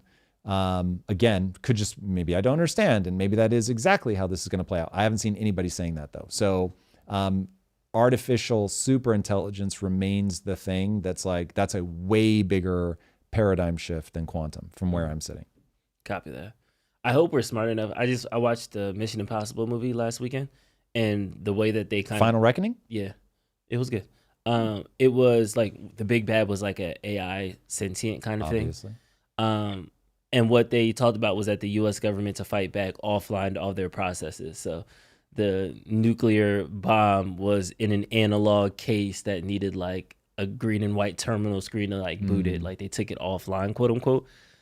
I'm hoping we're doing something similar in the sense that somebody sees this headline and they're thinking, okay, there are certain systems we need to take offline. And offline, not necessarily they need to become analog, but I don't necessarily trust the government having everything online with a shoddy. Yeah, I don't even need to know how you're going to finish the sentence when you say, I don't necessarily trust the government. That is correct. What does he win, ladies and gentlemen? Yes, the government will do only dumb things. Yeah. They will never be efficient. They will never get that across the line in a timeline that makes any sense whatsoever. Hopefully, the non-governmental side innovates and you get people that really want to see the government do well. This is how Palantir ended up getting their earliest contracts. They were just like, people are dying on the battlefield. We have a better system. We'll give it to you for free. They're not dumb. They obviously know if they can actually save lives that they're going to make billions of dollars, which they did. But I don't hate on anybody for that. That is my bias. I am very pro innovation. So that would be my hope, that just like we're getting these incredible technologies donated to the government right now to modernize our systems, that people understand, like, I want the U.S. infrastructure to be good, whatever the fuck that means, whatever we have to give them, advise, whatever we'll do. And then hopefully people just, this is probably not wise to hope for, but that people really do understand that being partisan makes no sense. And to the people in the feed, because I'll see stuff come by, Tom is right wing, and why won't he own it? Even if I felt like my value system aligned with a side, I'm never going to say to myself that I'm on that side. That is a dumb way to live, because now you fight for ideas because they're your teams instead of do they make contact with reality. I'm going to resist that as much as I fucking can so that I can think through cause and effect. I am team cause and effect. So anyway, my hope would be that you can count on politicians to start mapping cause and effect and say, to keep us safe, we've got to do this. That innovators are looking at that going, I need America to be strong for me to keep building, living my life. And so fingers crossed. Nice. We got a super chat. Yeah, we do. DK the Sage. Thank you for your super chat. They said Cloudflare uses lava lamps to encrypt the internet using the patterns formed. Encryption at the person. Lava lamp must be a thing that I just don't know because I'm literally thinking of lava lamps. Yeah. But that's the next. Encryption at the personal level is done, but big things at the state level utilize a live continuous encryption method like the lava lamps. I can't tell if they literally mean lava lamps. But you know how lava lamp like changes patterns and forms? Like that's how that's what they're called? to- That's kind of cool. to fight. Yeah, quantum. About it. Interesting. Hey, way That's beyond cool. my pay grade. So Yeah, that's DK cool. the Sage, thank you for that insight, assuming that it is accurate. So Very that's going to much be appreciated. quantum's version of two-factor authentication. Yeah, is- Jesus, blockchain technology will have to get upgraded because quantum will crack the shit out of it. Yeah. This is interesting. Should we hold on? Should we says he thinks I'm wrong about quantum not aiding AI? That very possible. Very possible. I do not know anything about that. So take everything I say there with a gigantic salt mine. Dan Clark, we have another 1999 super chat. Thank you for the super chat. Quantum would speed R&D of energy systems such as cold fusion and particle acceleration at a crazy rate. Let's go. There's definitely good to quantum here. So by no Yeah, I'm means gonna have do we to think. start researching quantum. Yeah, we're not saying quantum is bad, but to Tom's point, the fact that it can do 1 trillion calculations at the drop of a dime, yes, they can run 1 trillion calculations of this drug. They can run 1 trillion 1 trillion calculations of certain material sciences and things that can give us breakthroughs in other areas. But they also can run 1 trillion calculations on password hacking. So there's take the good with the bad. These are Carfax. Yeah. Well, I don't Tom, even understand the sentence. is your- Tom is Jewing. Is your family Jewish? No. You've been getting called Jew a lot Really? today. I feel kind of proud. Okay. I don't know why, but I'm super curious to know why that is the read. I don't know if it's because we talked Middle East. I said Middle East, Israel, Palestine earlier. Yeah, but why does talking about it? Because you're sounding like a Zionist, Tom. Jewing? That's why. No, it's, I think that Israel has a right to exist for sure. But what does that change in my calculus of the situation? hold on. Brendan just said they are real lava lamps. The cameras watch them and convert the patterns to sustain entropy. What? That'd be interesting. That is fucking fascinating. Wow. Yes, lava lamps, the stupid desk light toy. That is crazy. That is awesome. No, they're literally using lava lamps. Wow. I love that you guys knew this. This could not be, I could be getting trolled. I have no context for this whatsoever. That's so interesting. No, that seems really cool Wow. to me. That Okay. seems like really cool. Tom supports Gary Vee. Yes. Is he controversial now? Nowadays, yeah. Is he? I don't know. I haven't heard anything, but What did Gary do? he'll mess around and be a surprise witness at the Diddy trial, and then you're screwed. So let's just Most support him Jewish with people what we act understand similar, so with it's the funny to context point we out. have right I don't know now. what that means. I act Jewish? How does one act Jewish? I'm very curious. Same way like acting white. Do I act white, Drew? Do I? I'm trolling. Drew's like, no comment. No comment. Trolling. Okay. David Sachs had a tweet about the Big Beautiful Bill. There was a lot of misinformation about the Big Beautiful Bill from their perspective. We talked about it briefly during the Tight 60 from the Doge perspective because in that point, the Senate bill didn't have a lot of the Doge cuts implemented. David Sachs retweeted Stephen Miller and said he wanted to talk about that directly. So first, reconciliation bills only deal with mandatory spending, not discretionary spending. Since the Doge cuts apply to discretionary spending, they will have to be dealt with separately. So we're not giving up on them. They just had to be done in a different vehicle. To be clear, I'll be very disappointed if the Doge cuts aren't codified. But according to Senate rules, they have to happen through a different vehicle. Second, the Big Beautiful Bill does actually cut spending. It's just not scored that way because the bill removes the sunset provision from the 2017 tax cuts. In other words, the bill continues tax rates that have been in place since January 1st, 2018, but CBO scores this as a spending increase because those rates were set to expire December 31st, 2025. True. If you use the current year as a baseline, as common sense will tell you to do, BBD represents a cut in net spending. I'll have to look at this more. Is the only honest answer. The way that I read the current administration is that they are going to spend. Mm-hmm. That when Doge was going, I think that they really thought they could slow the car down, but ultimately no. winning at the midterms is all that matters. And they will do whatever reckless thing they need to do to win at the midterms. Mark my fucking words. So if driving the deficit up even higher is what they need to do at the midterms, they will do it. So play this clip at midterms. If they're like, no, on principle, we're not going to do it because principles, then there's no way. There's no way. So, hey, I'm open to being wrong. That would be wonderful, but I cannot fathom it. So we shall see. But I will need to look deeper at the bill as it comes out of the Senate. I haven't spent a lot of time with it now because I know that the Senate is going to have their things to say. Yeah. And then when it gets kicked back down to the House, then I'll probably really get deep into it. Maybe we'll do a deep dive on it. We'll see. And it's barely getting through. Sachs even tweeted, undoubtedly there are things that could be improved about the bill, but Republicans only had a 1-vote margin in the House to work with. So to your point, before midterm elections, they have a 1-vote advantage, and that is definitely not going to be the case come November. This is how the country works, man. We shall see. We shall see. This is why I'm a bit more critical of Trump. Not because he's not trying to do a bunch of different things. He's definitely, this is one of the only hit the ground running and I'm sprinting presidencies I've probably seen. So he's throwing everything against the wall to see what sticks. True.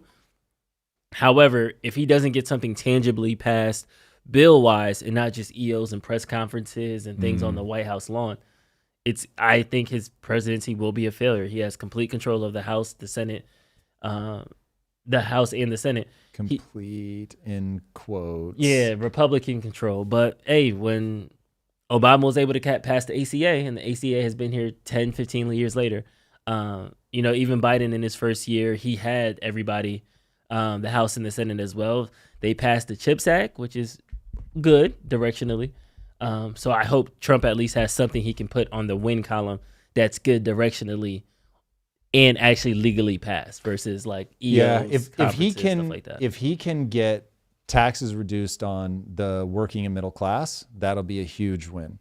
That'll be a huge win politically, even if he has to print his way to doing it, just to be abundantly clear.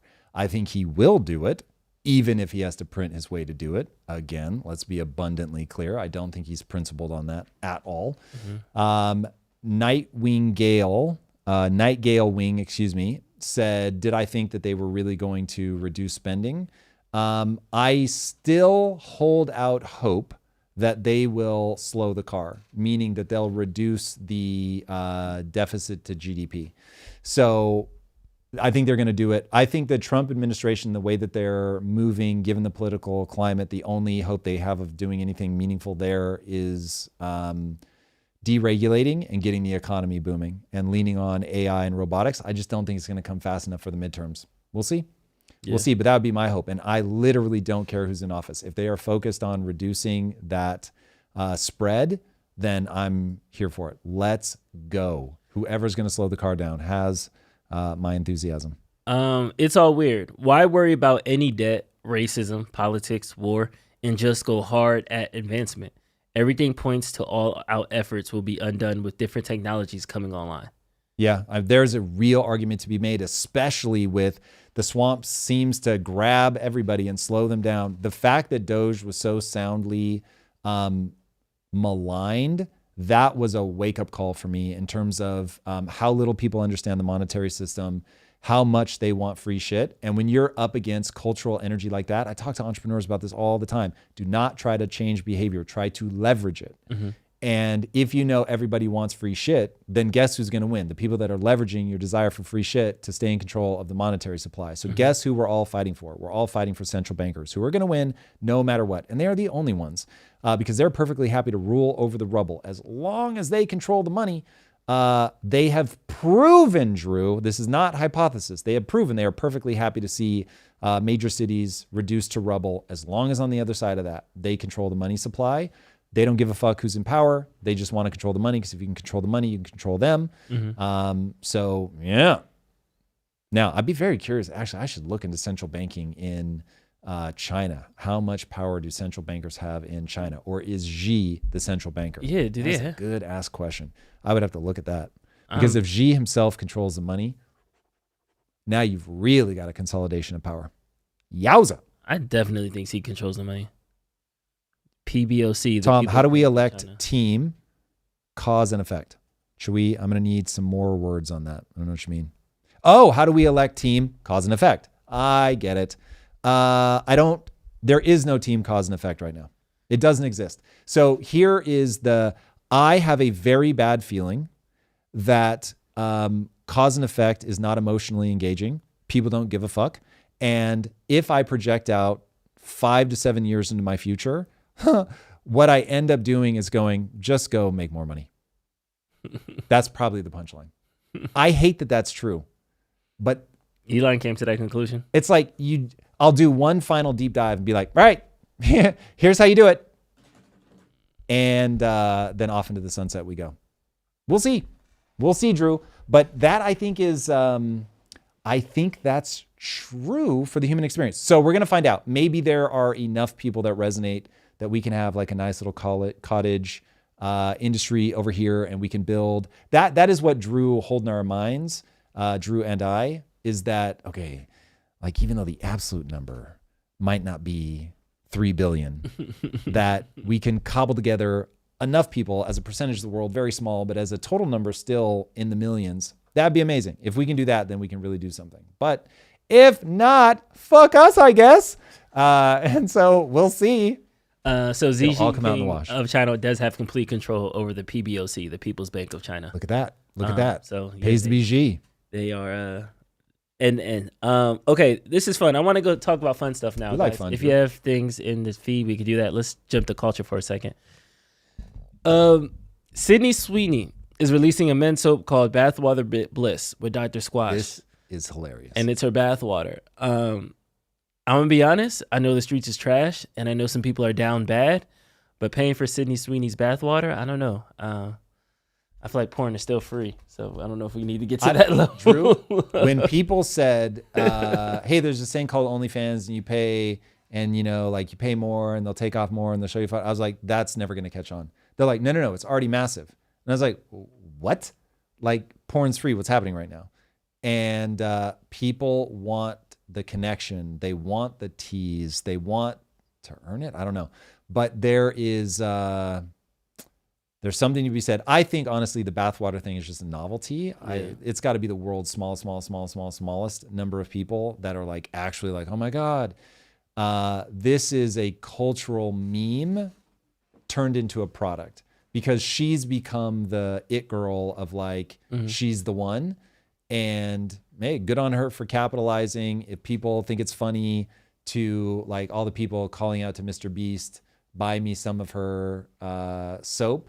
Yeah. It's fun. It's funny, whatever, do your thing. Like this one, I don't find distressing. It's weird, but whatever. It'll come and go super fast. The ones that freak me out are like the people that bought the chick's bathwater and then were like drinking and stuff. I was like, what the fuck is happening right now? Man. So that one is distressing. Well, yeah, once the Mr. Beastification of OnlyFans happened with like the two porn stars, Bonnie Blue and we're calling that the Mr. Beastification of OnlyFans, just to like set crazy records. Yes, it was just like I slept with 100 men. I slept with 1,000 men. I slept with 1,000 men in one day. I'm going to sleep with 2,000 men tomorrow, and it's just like, bro, friction. Like what's happening? What are we doing? But their numbers are growing, and they're making a bunch of money, and it's crazy. Doesn't sound fun on either side of the equation.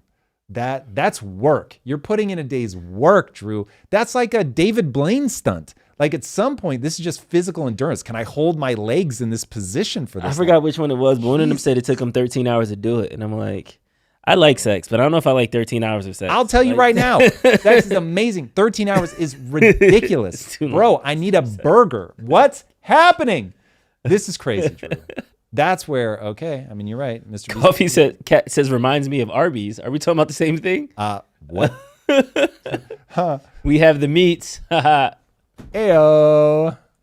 Crazy. Yeah, I don't know. But okay, you've been to Japan. Are they I need to know, Buckaroo Banzai, that that's not true.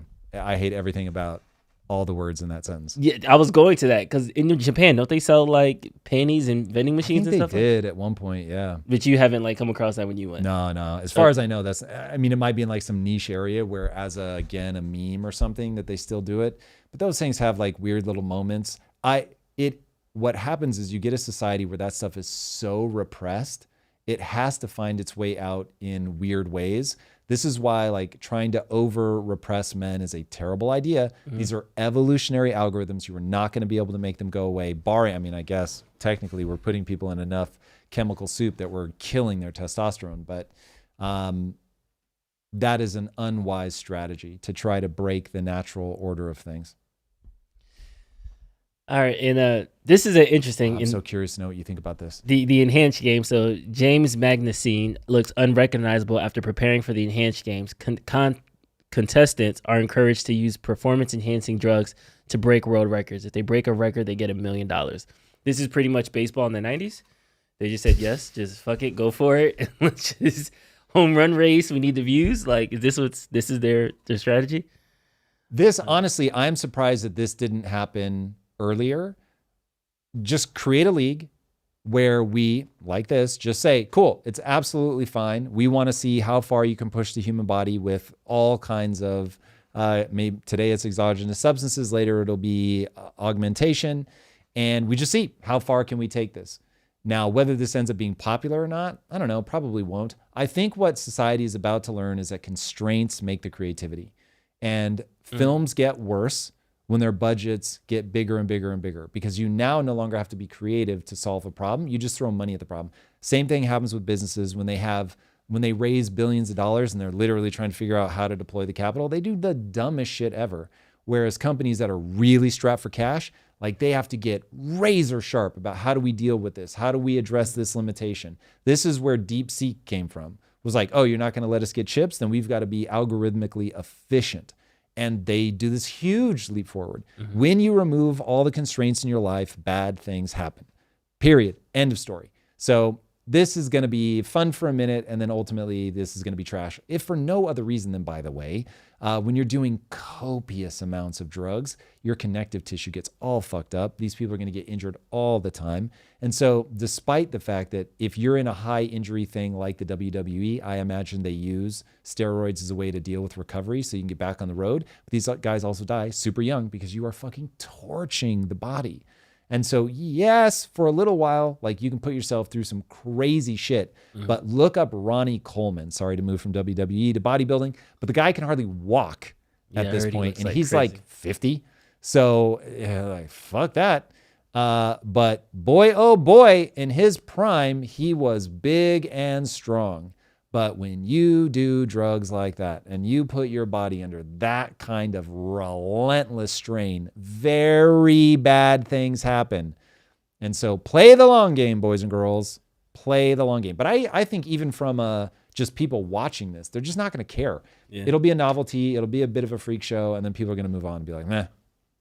RJ Johnson, thank you for the $20 super chat. RJ, our man. Regarding your religion take, that's why I'm getting a PhD in philosophy of religion. After studying world religions, I've invented a religious system that offers best features without the cultish issues. Uh-oh. Send you the white paper. So you're inviting us to the cult, RJ? Is that what you're saying? So he's saying without. I think the cultish issue is what makes it catch on. Now, we'll see how much of that is just historical things, but no, I think this is the humans en masse do not like change. And so every time a new religion pops up, there are antibodies that attack the life out of it. I'm actually reading a book right now called American Zion, I think.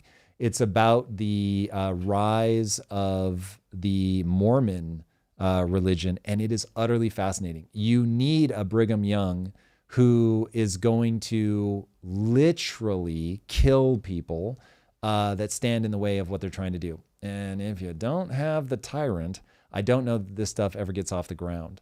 So it's tough, man.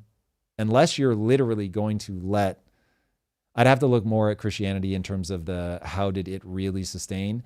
But unless you're going to let yourself be killed and martyred over and over and over and over and over and over and over, I think violently shutting down those who oppose you is what you're going to have to do. Otherwise, it just burns out. There's just nobody to carry it on. So we'll see.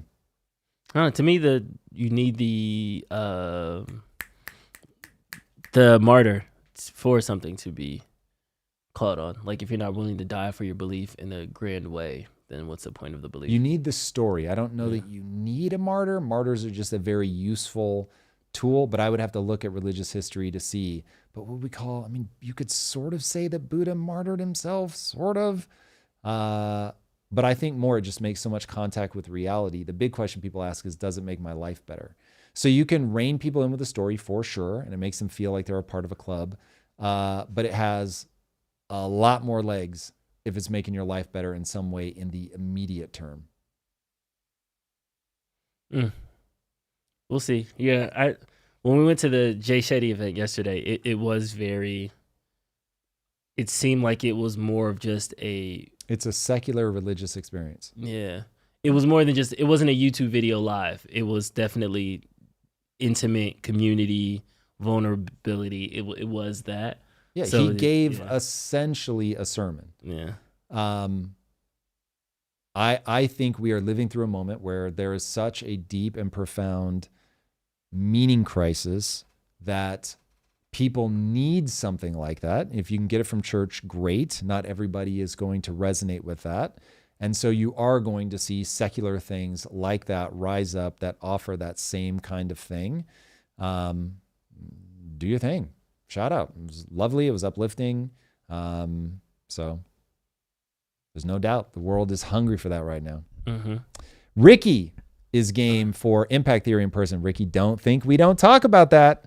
Yeah, I think that the reason I started doing lives is because looking out at AI, it was very clear that if you don't have a community, if all you have is an audience, it's going to go away because there's going to be a tsunami of AI content, and only the people who can get people to show up, ideally in real life, are going to have a future as a content creator. And so I was like, we better switch this pitch up. And so we started experimenting with it. It's been almost a year now that I think I did my first gaming live stream. Shout out if we have any of the people that joined me from my early gaming streams. You guys are the OG of OGs. Day ones. Literally day ones. I think day one I streamed to 7 people. 7. That's intimate. It was very intimate, Drew. Are you guys based in LA? Just quick survey. Just do like a hand or some type of emoji that says yes so we can know. So we can start the LA dates. Okay, let's talk about San Francisco public schools and their equity push to convert Fs to Cs, Bs, and As. I feel like I need to see the complete thing because I'm getting fragmented information about it. But what I've seen is that it will make the students who make a reasonable effort of a grade, they will get at least 50%, and they will not be penalized for not doing work at all. So they're trying to engage effort versus, I guess, actual completed tests. No, that is not what they're trying to do. This is weird to me because I've been in, I was engineering undergrad, so I've been in classes where the highest grade in the entire class is a 60, and that becomes an A. So grading on a curve, I get that. But this doesn't seem like it's doing anything like that. It just seems like it's incentivizing people to try less, do less, work hard less, work less hard, but still be able to maintain B's, A's, and get past that grade. Mm-hmm. Where do you think this is coming from? This is coming from the desire to see nobody left behind. It is compassion run amok. It is people that do not understand that life actually gets better when you force people to harden themselves against a world that is difficult, and that all of us are on a journey to max out our MMO skill tree. Life is the ultimate MMO. And if you don't spend time acquiring your skill points to apply to certain directions, you are always going to get your ass handed to you by the final boss. Just that fucking simple. Now, you can make the final boss weak as fuck, but eventually you're going to get out in the real world, and the final boss is a whole bunch of people. The final boss right now is China. And it is a whole bunch of people that have trained their asses off to be just resilient, mentally strong, well-educated, pushing their intellect as far and as hard as they can. And you're also going to be surrounded by people, hopefully, in America, where it's like parents are like, I'm not sending my kids to that fuck factory. No way. We are going to make sure that our kids are sharp. They're learning with AI. They are pushing their abilities. Yes, different kids need different approaches to get their optimal outcome. But to get them there, we're going to leverage AI to move at the right pace. We're also going to be realistic about if you're giving kids screens from the time that they're little kids and they have absolutely no ability to sit through something slow, that you're going to have a problem. And so people will harden their kids. Every generation is going to have some subset of people that are not for play, and they will run the world. It's that fucking simple. So the conspiracy theorist in me is like, is this just a play to get people to be dumber? I don't think they mean to make people dumber, man. I really think this is people who, it is some mixture of a truly kind and beautiful heart that sees a kid struggle, that sees a kid cry because they got a worse grade than other people. And they know that that kid really is behind the 8 ball. Maybe they've got a learning disability or whatever. And so they're like, fuck, man, I just don't want to see this kid emotionally run over. This really sucks. This is one of the reasons I didn't have kids. I didn't know I could trust myself to watch them struggle when I knew I could make the problem go away. And I also knew if I made the problem go away that they would be in dire straits. But damn, man, like hardness in life can really ruin some people. And when you're ruined as a kid, that carries with you your entire life. So you have to accept some percentage of people really have beautiful motives. They just cannot bring themselves to accept that people have to struggle to get tougher. That if you cut a caterpillar out of its pupa, the butterfly wings never get strong enough to fly and they die. They just can't. So they cut the pupa. And so that's what you've got here for some of them. Other people were the kid that struggled. They get a bitterness towards life. And they are like, I'm going to create an enclave within the educational system where I'm going to help the kids that were like me, and I'm going to trip up the kids that made me feel bad when I was their age. And that distorts. And now the people that have beautiful hearts and the people that have turned cynical and are on their villain arc, they actually get together and make the system worse and worse and worse. And then we are just attracting, this is really going to light people on fire. We're attracting women so disproportionately to early education. And the problem is that they are hardwired to be more empathetic on balance. Of course, there are some women that are harder than some men for sure, but on balance, what you find is just the overwhelming empathy. And so they just want these kids to win. And so there's nobody there that goes, okay, I get it. We want them to win, but the only way for them to win is not to lower the difficulty level. It's to help them find ways to meet the challenge. And my mantra, some people have to get left behind. That just is true. And I hate it as much as the next person, but that's the reality. You said something yesterday when we were talking. We drove past like a group of like a homeless encampment, and I was like, "This is like the exhaustive capitalism. Like there are people who just kind of the output, the people at the bottom of the output of capitalism. This happens." And you were like, after reading Jekyll Highland, I realized we haven't had a truly capitalist system in forever. In forever. And I kind of wanted 1913 at the least. I wanted to dive deeper into that because I know. On paper, we want to help people. We want to do these things, but I think we're still finding that the system at which we think people are in, the race that we think are running, we're starting to realize that, wait, we don't even have the rules for the game that we're trying to play, let alone the access and tools to win this race. Yes. So if we could break that down, what do you mean that we haven't been in a capitalist system since 1913? The second you're printing money, it is socialism. So what you're doing is you steal from everybody and you give programs to the poor, but the programs are not effective and you leak most of the money into administration. But it does feel like I get a thing for free. I get some modicum of money from the government, or I get free healthcare or whatever, free. But again, the exchange that you make is trap me forever in poverty because you're going to steal money through money printing. And the only people that benefit from that, from the direct money are, it's easy to round it to the wealthy. It's actually people that understand assets. So you can start poor and become wealthy, but you have to understand assets. And right now, as of today, it's so close to rich people understand assets, poor people don't, that you can just round it to that and you'll be directionally correct. But because I get this free thing, and then because I got a free thing, I want more free things, and you think it's making your life better, but it's actually trapping you in a cycle of poverty. And it's just, it is it is seemingly impossible to get people to understand that of their own accord. And so then it just becomes this battle at the political level of people that go, I'm mad as hell and I'm not going to take it anymore on both sides. And so one side is like, give more free shit, because either I'm sinister and I know that that's exactly how I'm going to get elected, or I'm deeply empathetic and I cannot see the truth of how the world works. And so I am the child who smothers the puppy to death while I try to love it. And that's what I see when I look at the way that we treat poor people right now, is in an attempt to love them and gain control, people smother them and make it impossible for them to get out. This is exactly the same phenomena that you see where China does all the manufacturing and it makes it impossible for the US to control its own essential manufacturing, because China is able to do it so much cheaper that there's an immediate illogicalness to, well, we're going to make that, because you're like, well, you're going to make it for so much more than what China can make it for. And it's like, yes, but if we don't, do you not see how we are enslaved by China and that this can end badly? That's exactly what happens when you have a government that's like, let me give you a bunch of free shit. You are now enslaved. And when they say jump, you say how high, because they control the fucking money supply.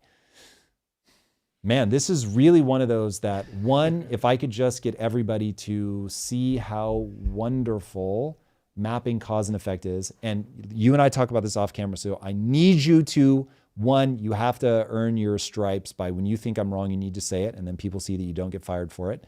And then two, because I need you sometimes to vouch for, I really do like say this shit off camera. No, yeah. But it is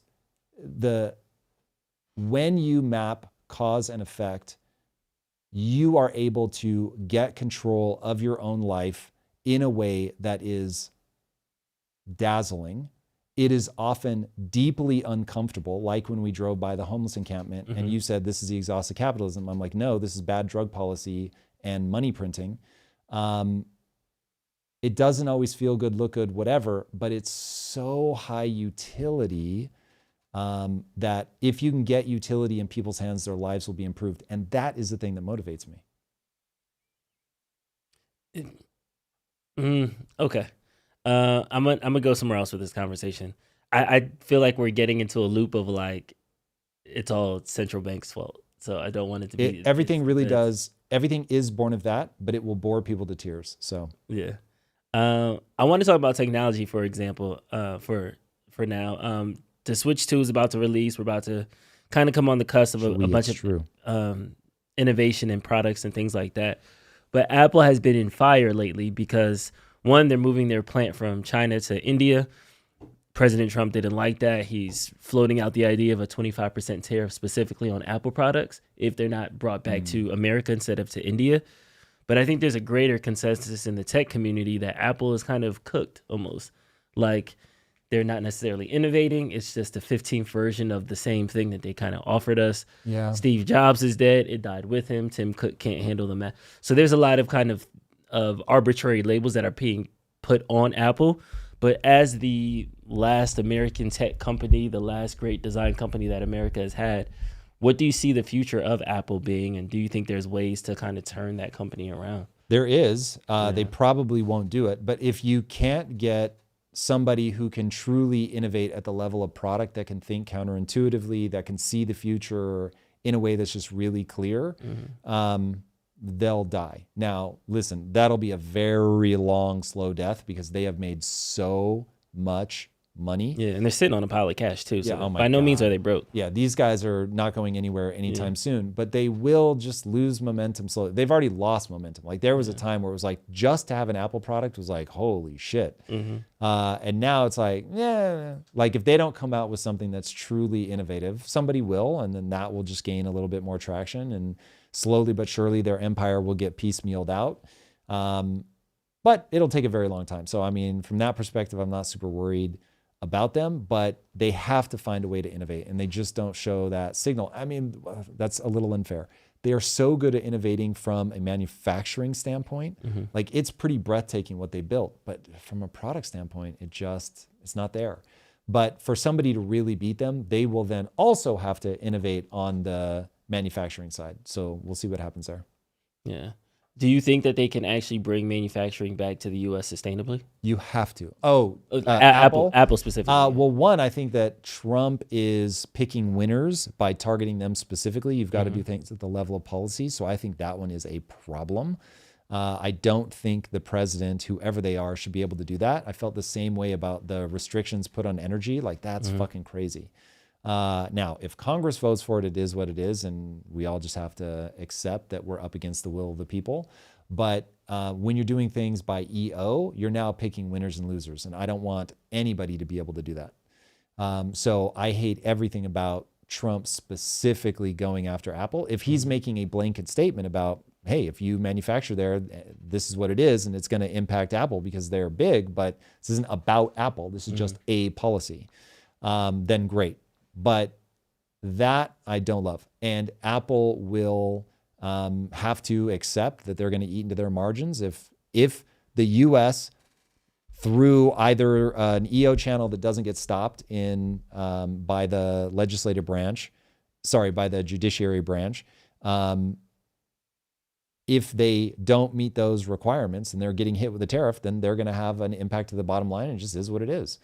Every business has to think about that. And Apple has benefited from policy for a very long time, offshoring basically all of their IP to Ireland so that they could essentially have a tax shelter. It's like, that worked for you, and now this policy is going to work against you, and you're going to have to, just as I would expect you to find the things that are going to work for you, you have to deal with the things that are going to work against you. And because I think it is so important to bring essential manufacturing back to the US, iPhone may not be one of them, maybe. Or maybe it just gets caught up in the policies you will have to put in place to incentivize people to come back.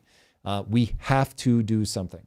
We have to do something to control our drone manufacturing, our rare earth mineral supply chain. Those things must be controlled. Chips must be controlled. We have to onshore this stuff. We have to have the ability to build things that will matter to the future economy. Robotics, drone warfare. Like, dude, if we don't manufacture that stuff at home, we are cooked. So that is just a no-brainer. And here's the thing, like, okay, if you want to get political and you want to have the battle at that level, fine. We want that tension. But address the actual arguments. Like, do we agree that warfare between us and China is a potential? Yes or no?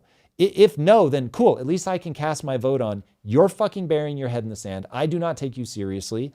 I move on. If you're like, yes, it is, and here's a superior solution for how we're going to address that, okay, well, now we can weigh the merits of these different arguments. But when people, like, they fight at a political level about, like, scandals and the way that somebody says it, instead of getting down to, like, the actual, like, don't talk to me about tariffs. The president can't do tariffs through EOs. If you're on the other side of the aisle and you don't like the way it's being done, just talk to me about what we're trying to accomplish. Then present your idea on how we do it better. But that isn't what they do, man. And so this is what drives me absolutely fucking mad is, I'm telling you, the second you click over and go, every word out of a politician's mouth is about staying in power. It's either about getting into power or staying in power. That is it. Full stop. End of story. Like, that's the game. Self-preservation. Self-preservation, man. The acquisition of power, even more distressingly.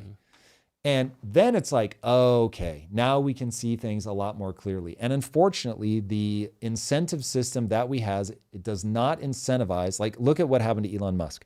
Elon Musk is not trying to get elected. There are complexities in terms of, it is very good for his businesses to be close to the administration, whatever administration that is. I don't want to rule that out. But he wasn't trying to get elected, and he lost a shit ton of money by doing what he did. And so what'd he do? He bounced the fuck out.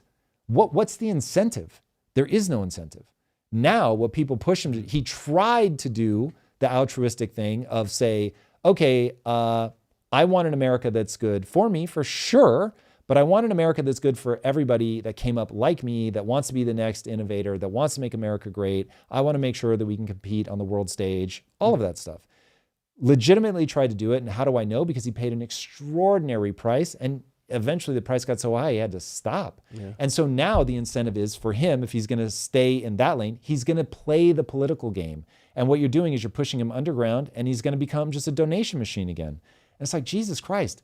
But people are not tracking the cause and effect of it all. They do not look at politicians through a Machiavellian lens, and therefore they make really stupid assertions.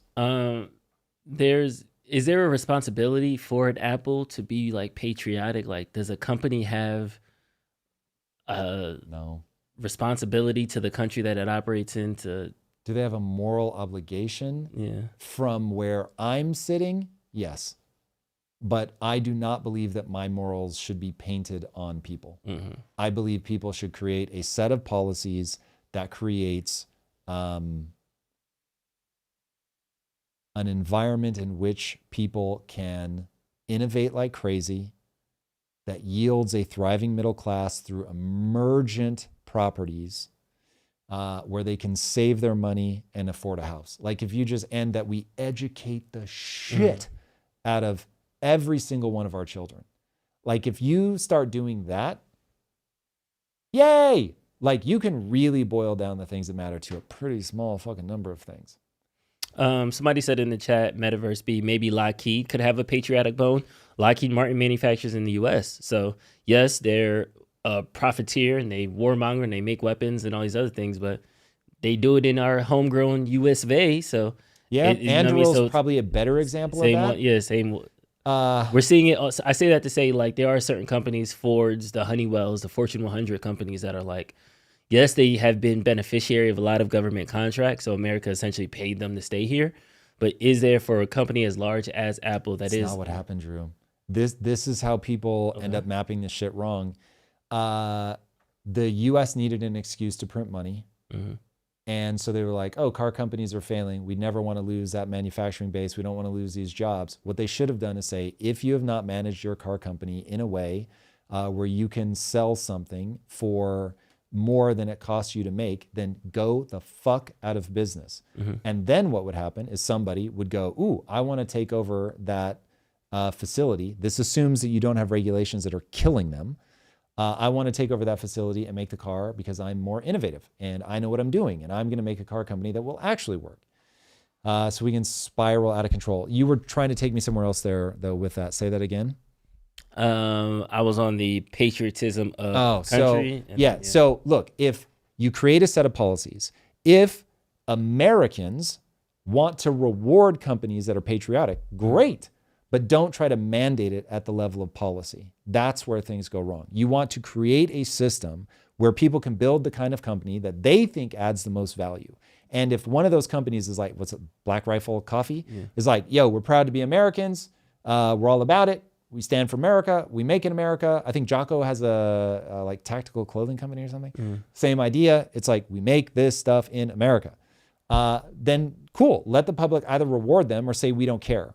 But don't mandate that people do things that are patriotic. Now, if you're making something for the U.S. government and you want to scrutinize the shit out of the people doing it to make sure that they are patriots because you otherwise don't trust them, like I get why you'd be like, we are going to do deep digging into your background in terms of top secret security clearance and stuff like that. Yeah. That is very important. But again, mandating from a policy perspective that companies can only be created if they are bad. Copy. So it's a should, or it's a ought, not a should. Yes, depending on the level of analysis, correct. Yeah. You heard of like the second CEO, like when the CEOs aren't the founder, they like torch companies that, like similar to how the second generation of kids with money squander all the funds. It's often that the founder is the one that guides the mission, guides it, and then the next CEO is just the capitalist, the person who's just trying to cut for parts and do cheap labor, stuff like that. Yep. I'm seeing this with Nike a lot, where Nike kind of had this sneaker athletic heritage in its founding, and now it's just a fast fashion company. Yeah. So it kind of lost its prestige, and that's why there's all these other sneaker companies kind of eating at its market share. Yeah. I'm seeing something happening similar to Apple, and I just wonder if it's just is that a CEO problem from like a business principles perspective? Do you see that a lot? Or is this just two anomalies in? I'm gonna go really deep on a business principle. Yeah. and then you're going to keep an eye on chat. And if chat is like, oh, please, Jesus, stop talking about this, I will stop.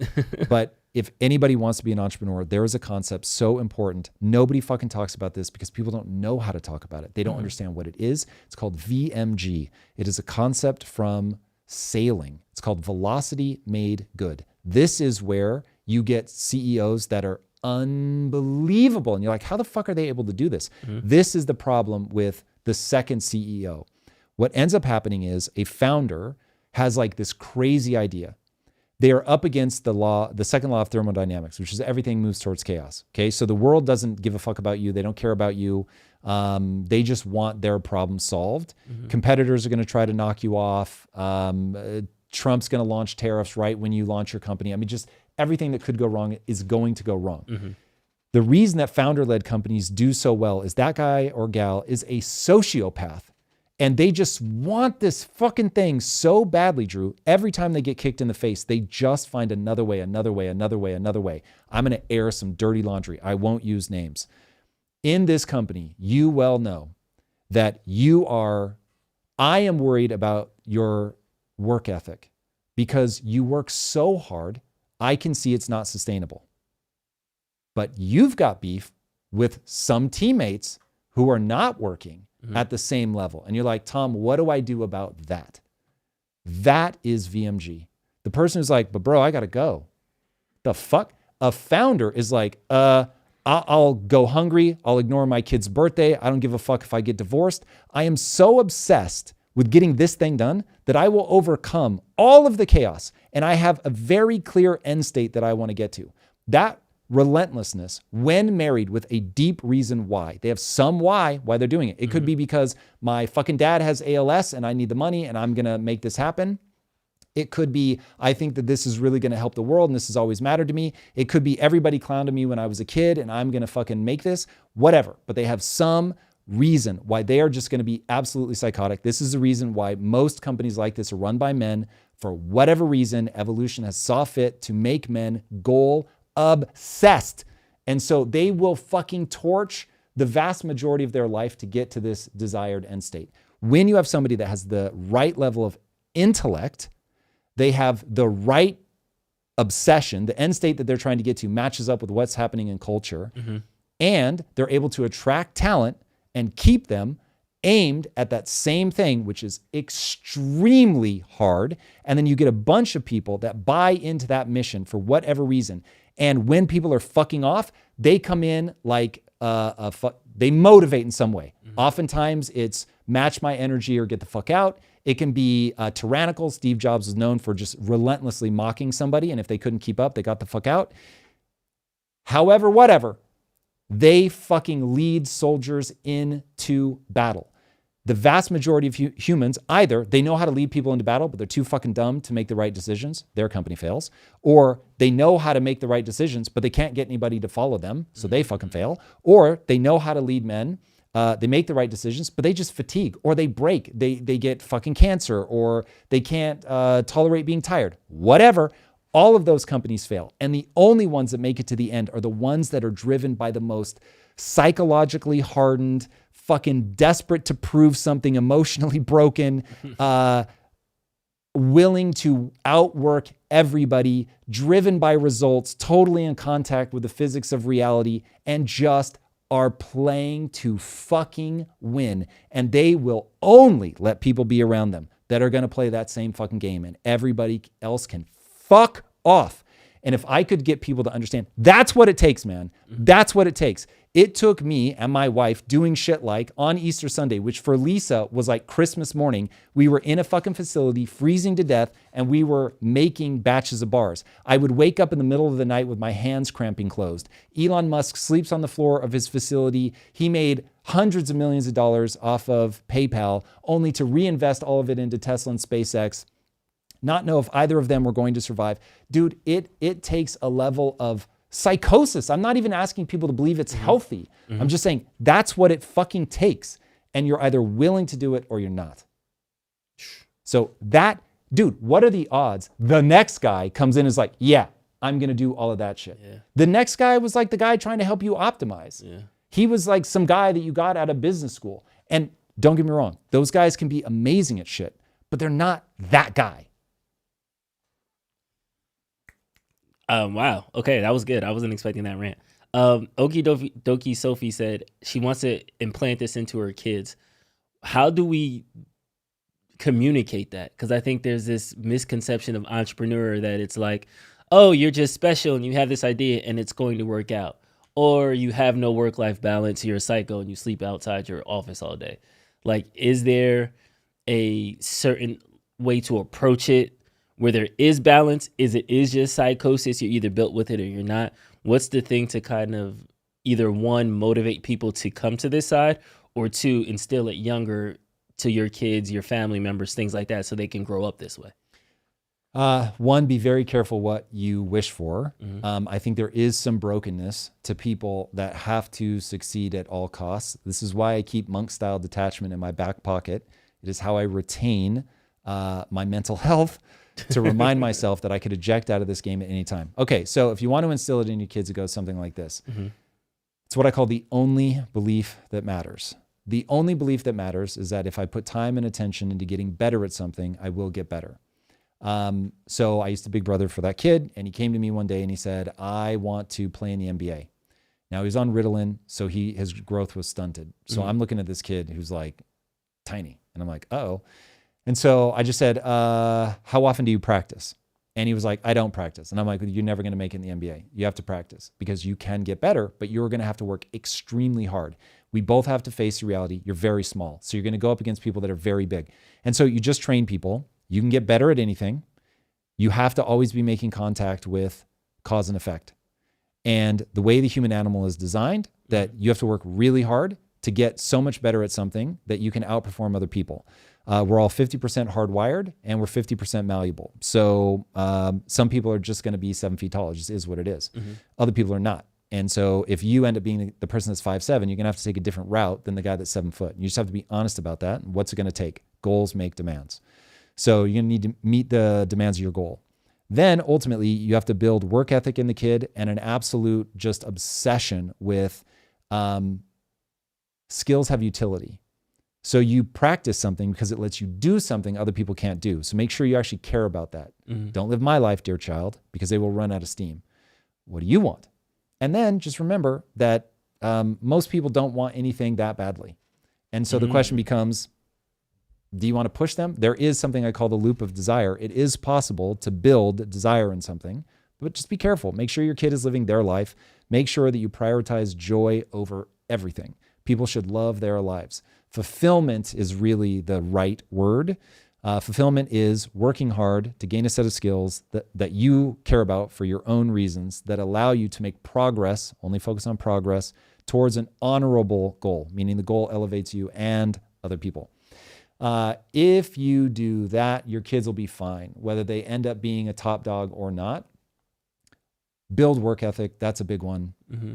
Want your kids to make sure your kids understand that adversity is to be desired, to be sought out, to be pursued, that failure is the most likely outcome, and that as long as you're pushing yourself to make progress, it doesn't matter if you succeed or fail.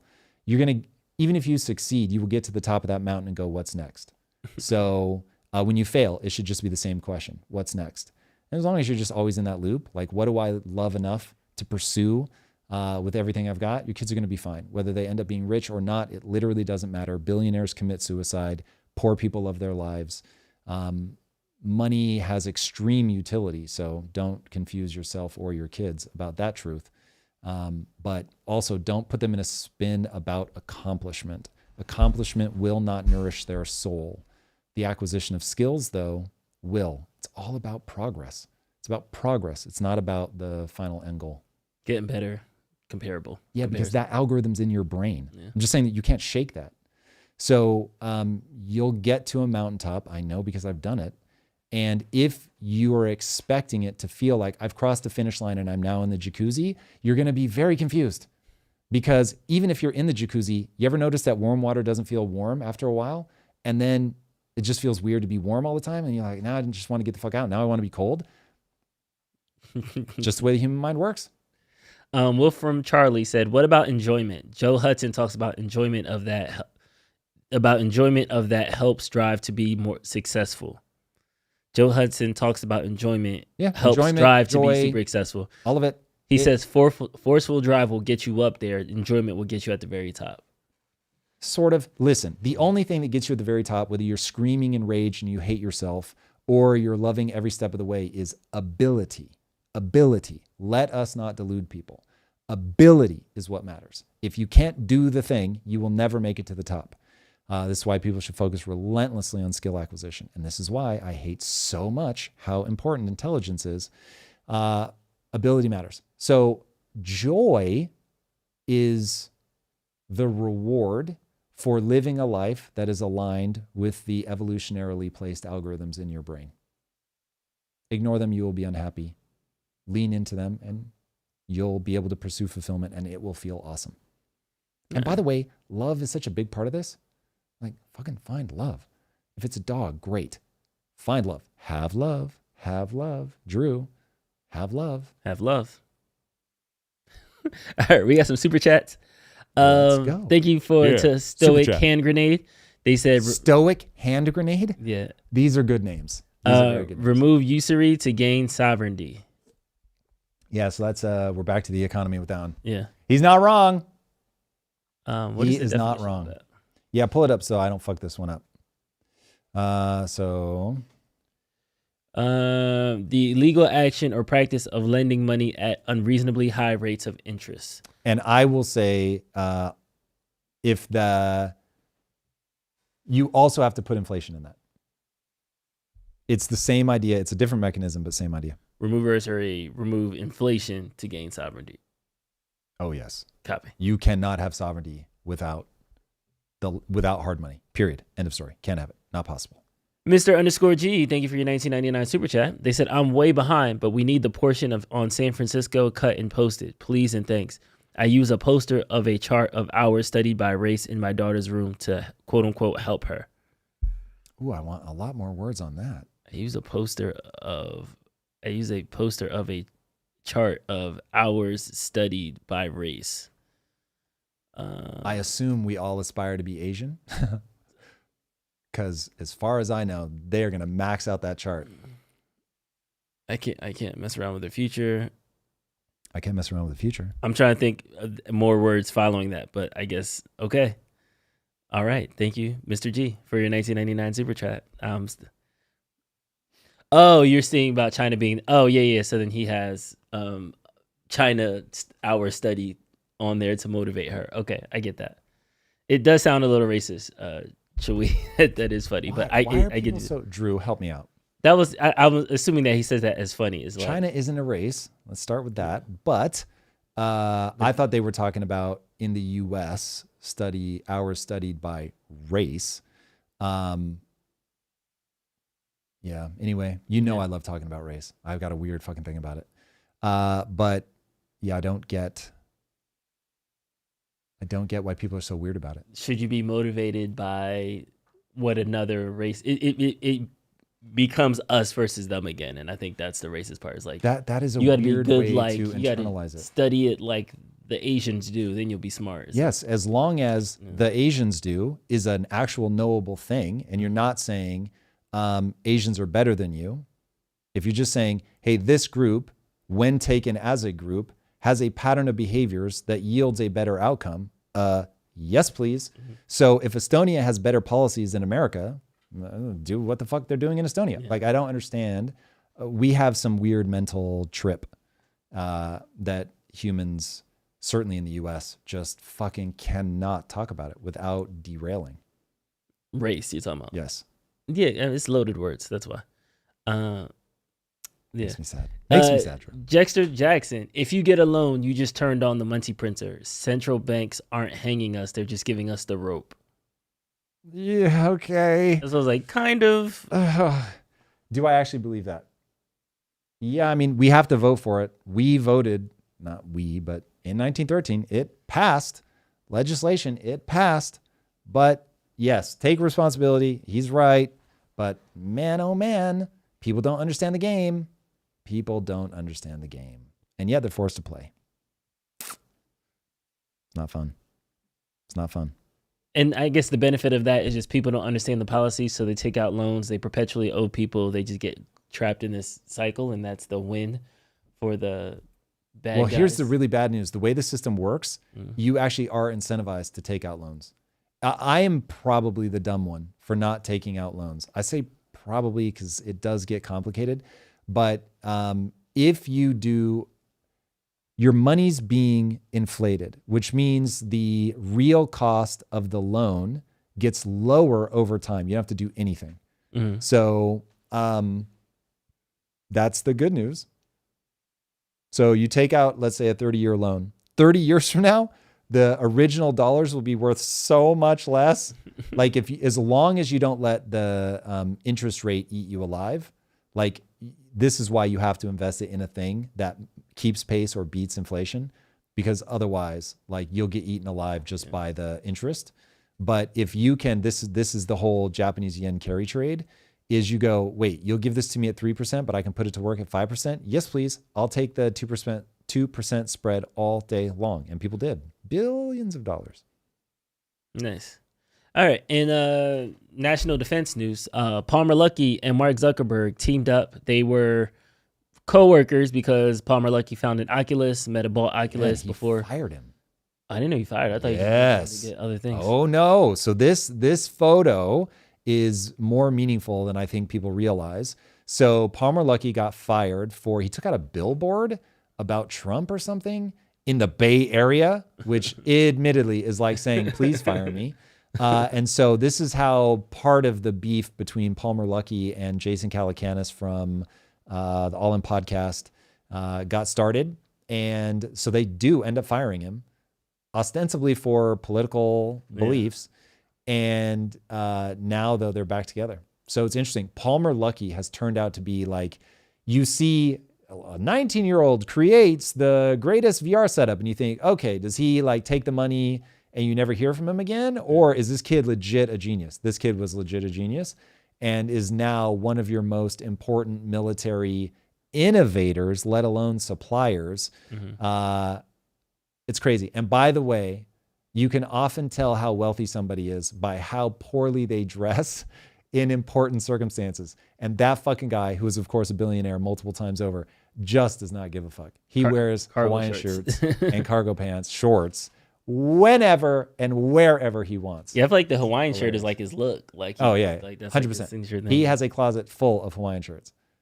It is incredible. That is nuts. I am excited though that they are doing what they actually are partnering up for is next generation VR and AR for the military. Yes. So they're working on kind of bringing. And dude, it always starts in the military and then it makes its way into civilian hands. If you want to talk Ready Player One, so all of when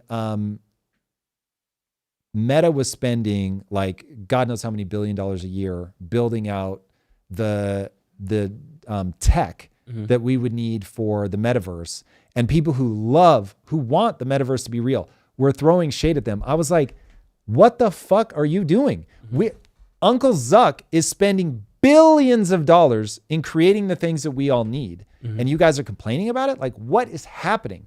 So either we want the tech or we don't. And you're going to need the psychopaths that I was talking about to be the ones to build this stuff. So man, seeing these guys get together and do this, I could not be more excited. Like, this is going to be awesome. Yes, it will start in the military, and that is extremely important right now. But that is going to make its way into civilian hands.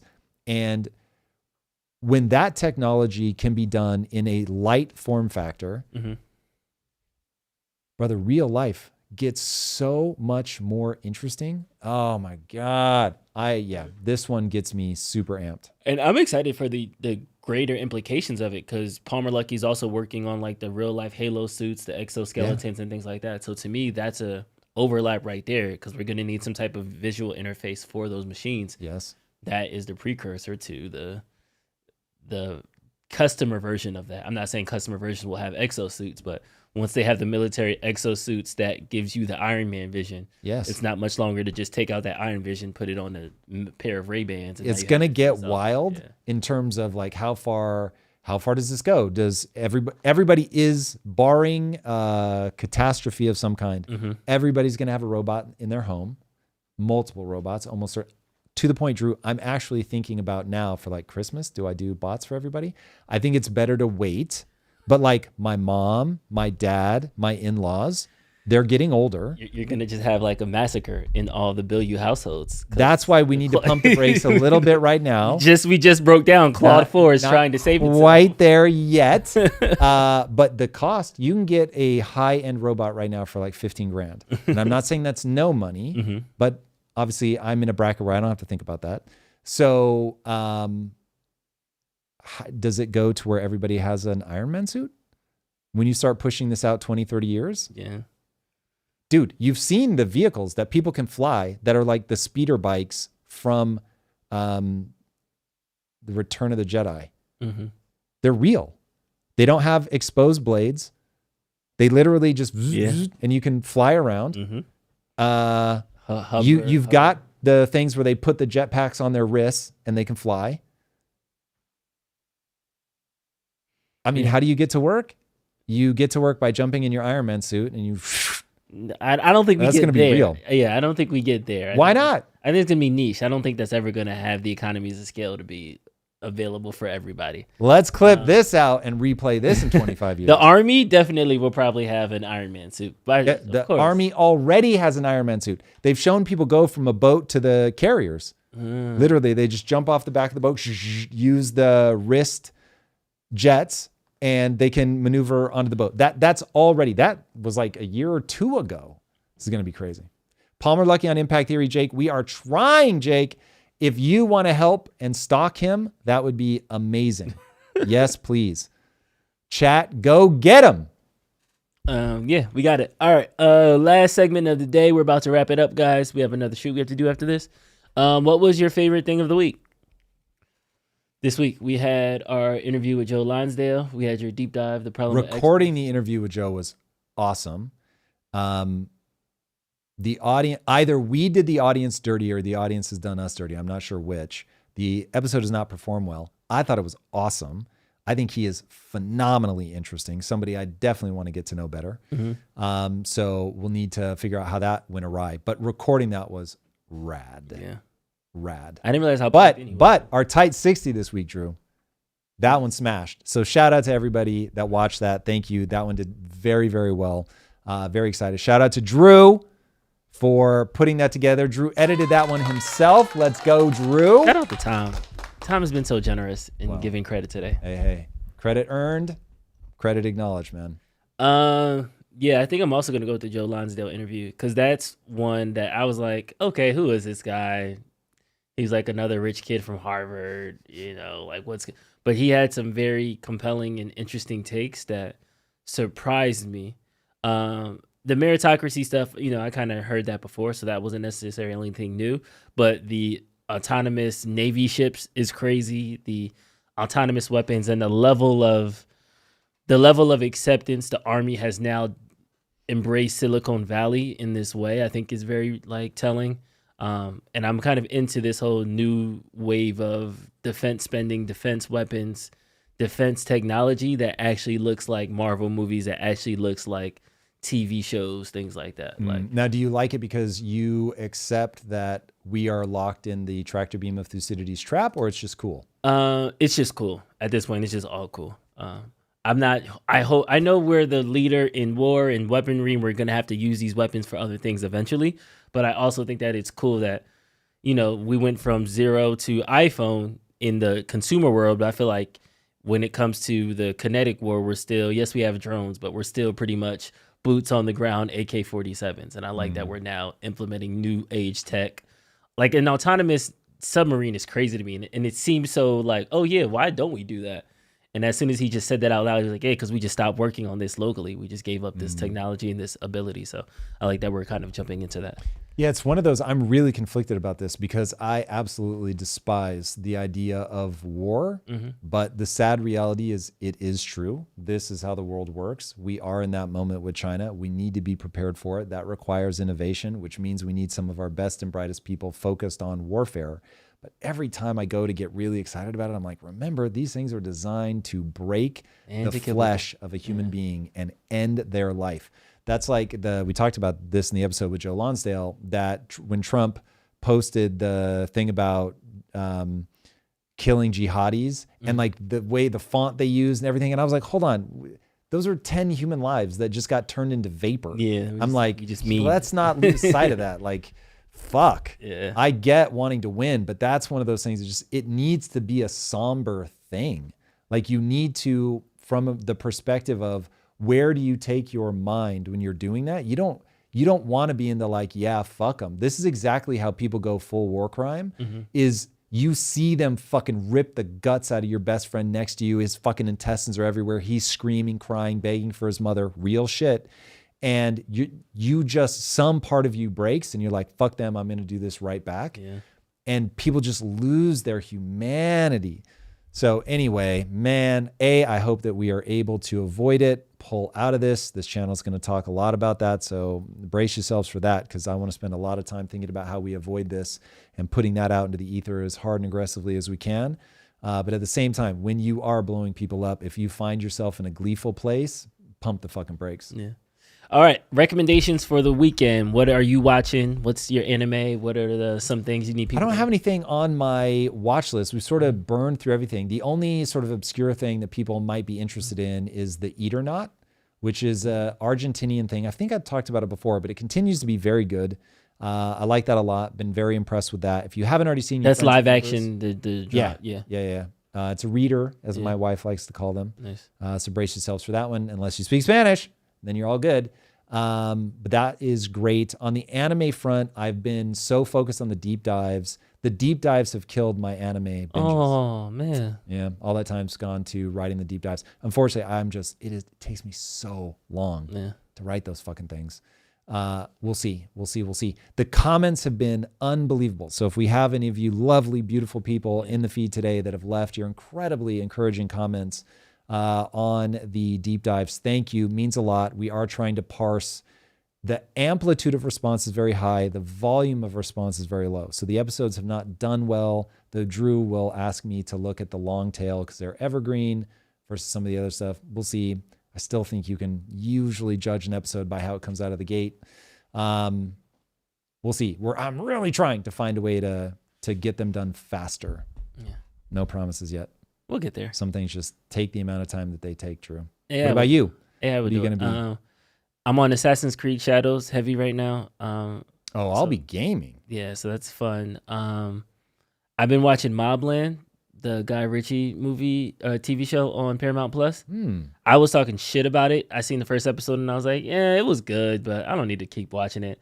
Then somebody was like, yo, trust me, got to keep going. I watched episode 2, immediately hooked back in. So I pretty Who's much in it? Guy Ritchie, Pierce Brosnan. Guy Ritchie's actually in it?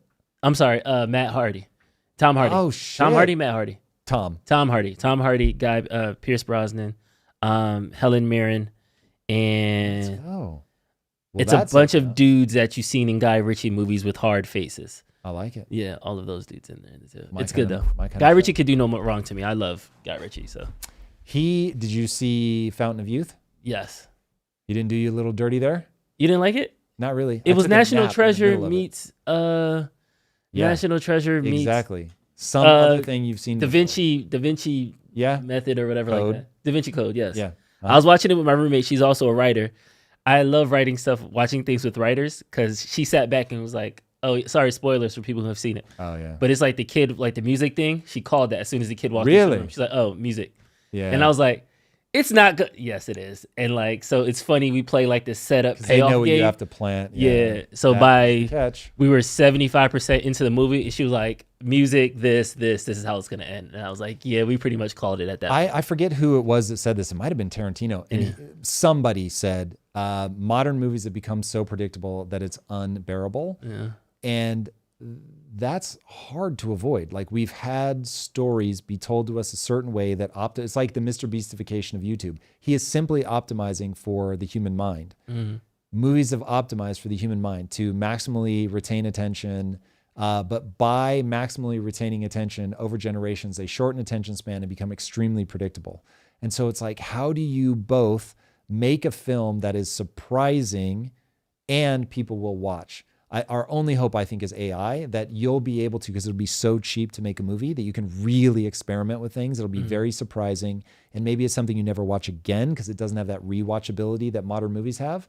But it is so unique and catches you so off guard that it gives you that feeling that certainly my generation had as kids, where you didn't know where a movie was going. Yeah. But it was like finally a blockbuster. So the movies were big and like really awesome.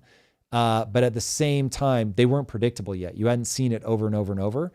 And so, for any anime lovers, it's like you're finally getting into the level where the power fantasies are done so well because they're building on all the ones that came before it, but you're to the point where it's like, oh, here we go. It's just another fucking isekai power fantasy.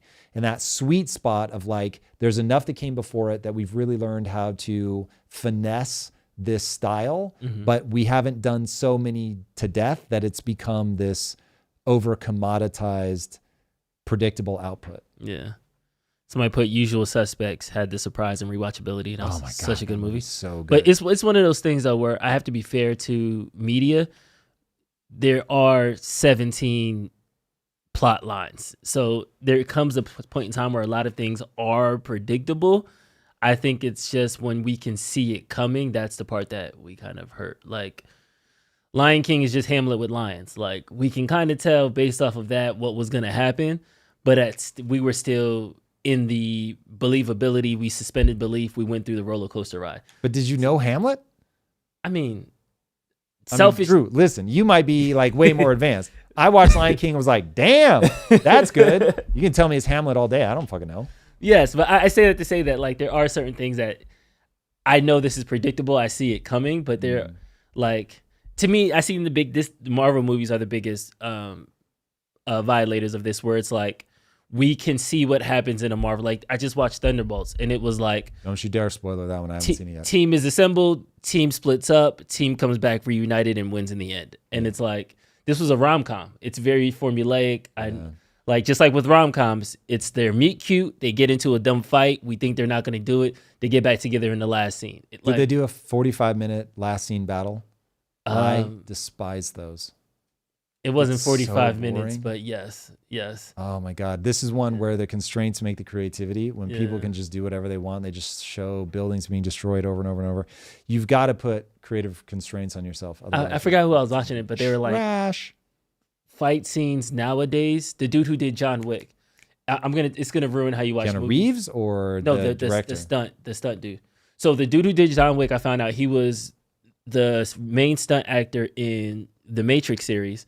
He did some other Wachowski stuff, and then John Wick was like him and Keanu collaborating, him directing it, and that was the first time he did it. Can I give you a John Wick story really fast? Yeah.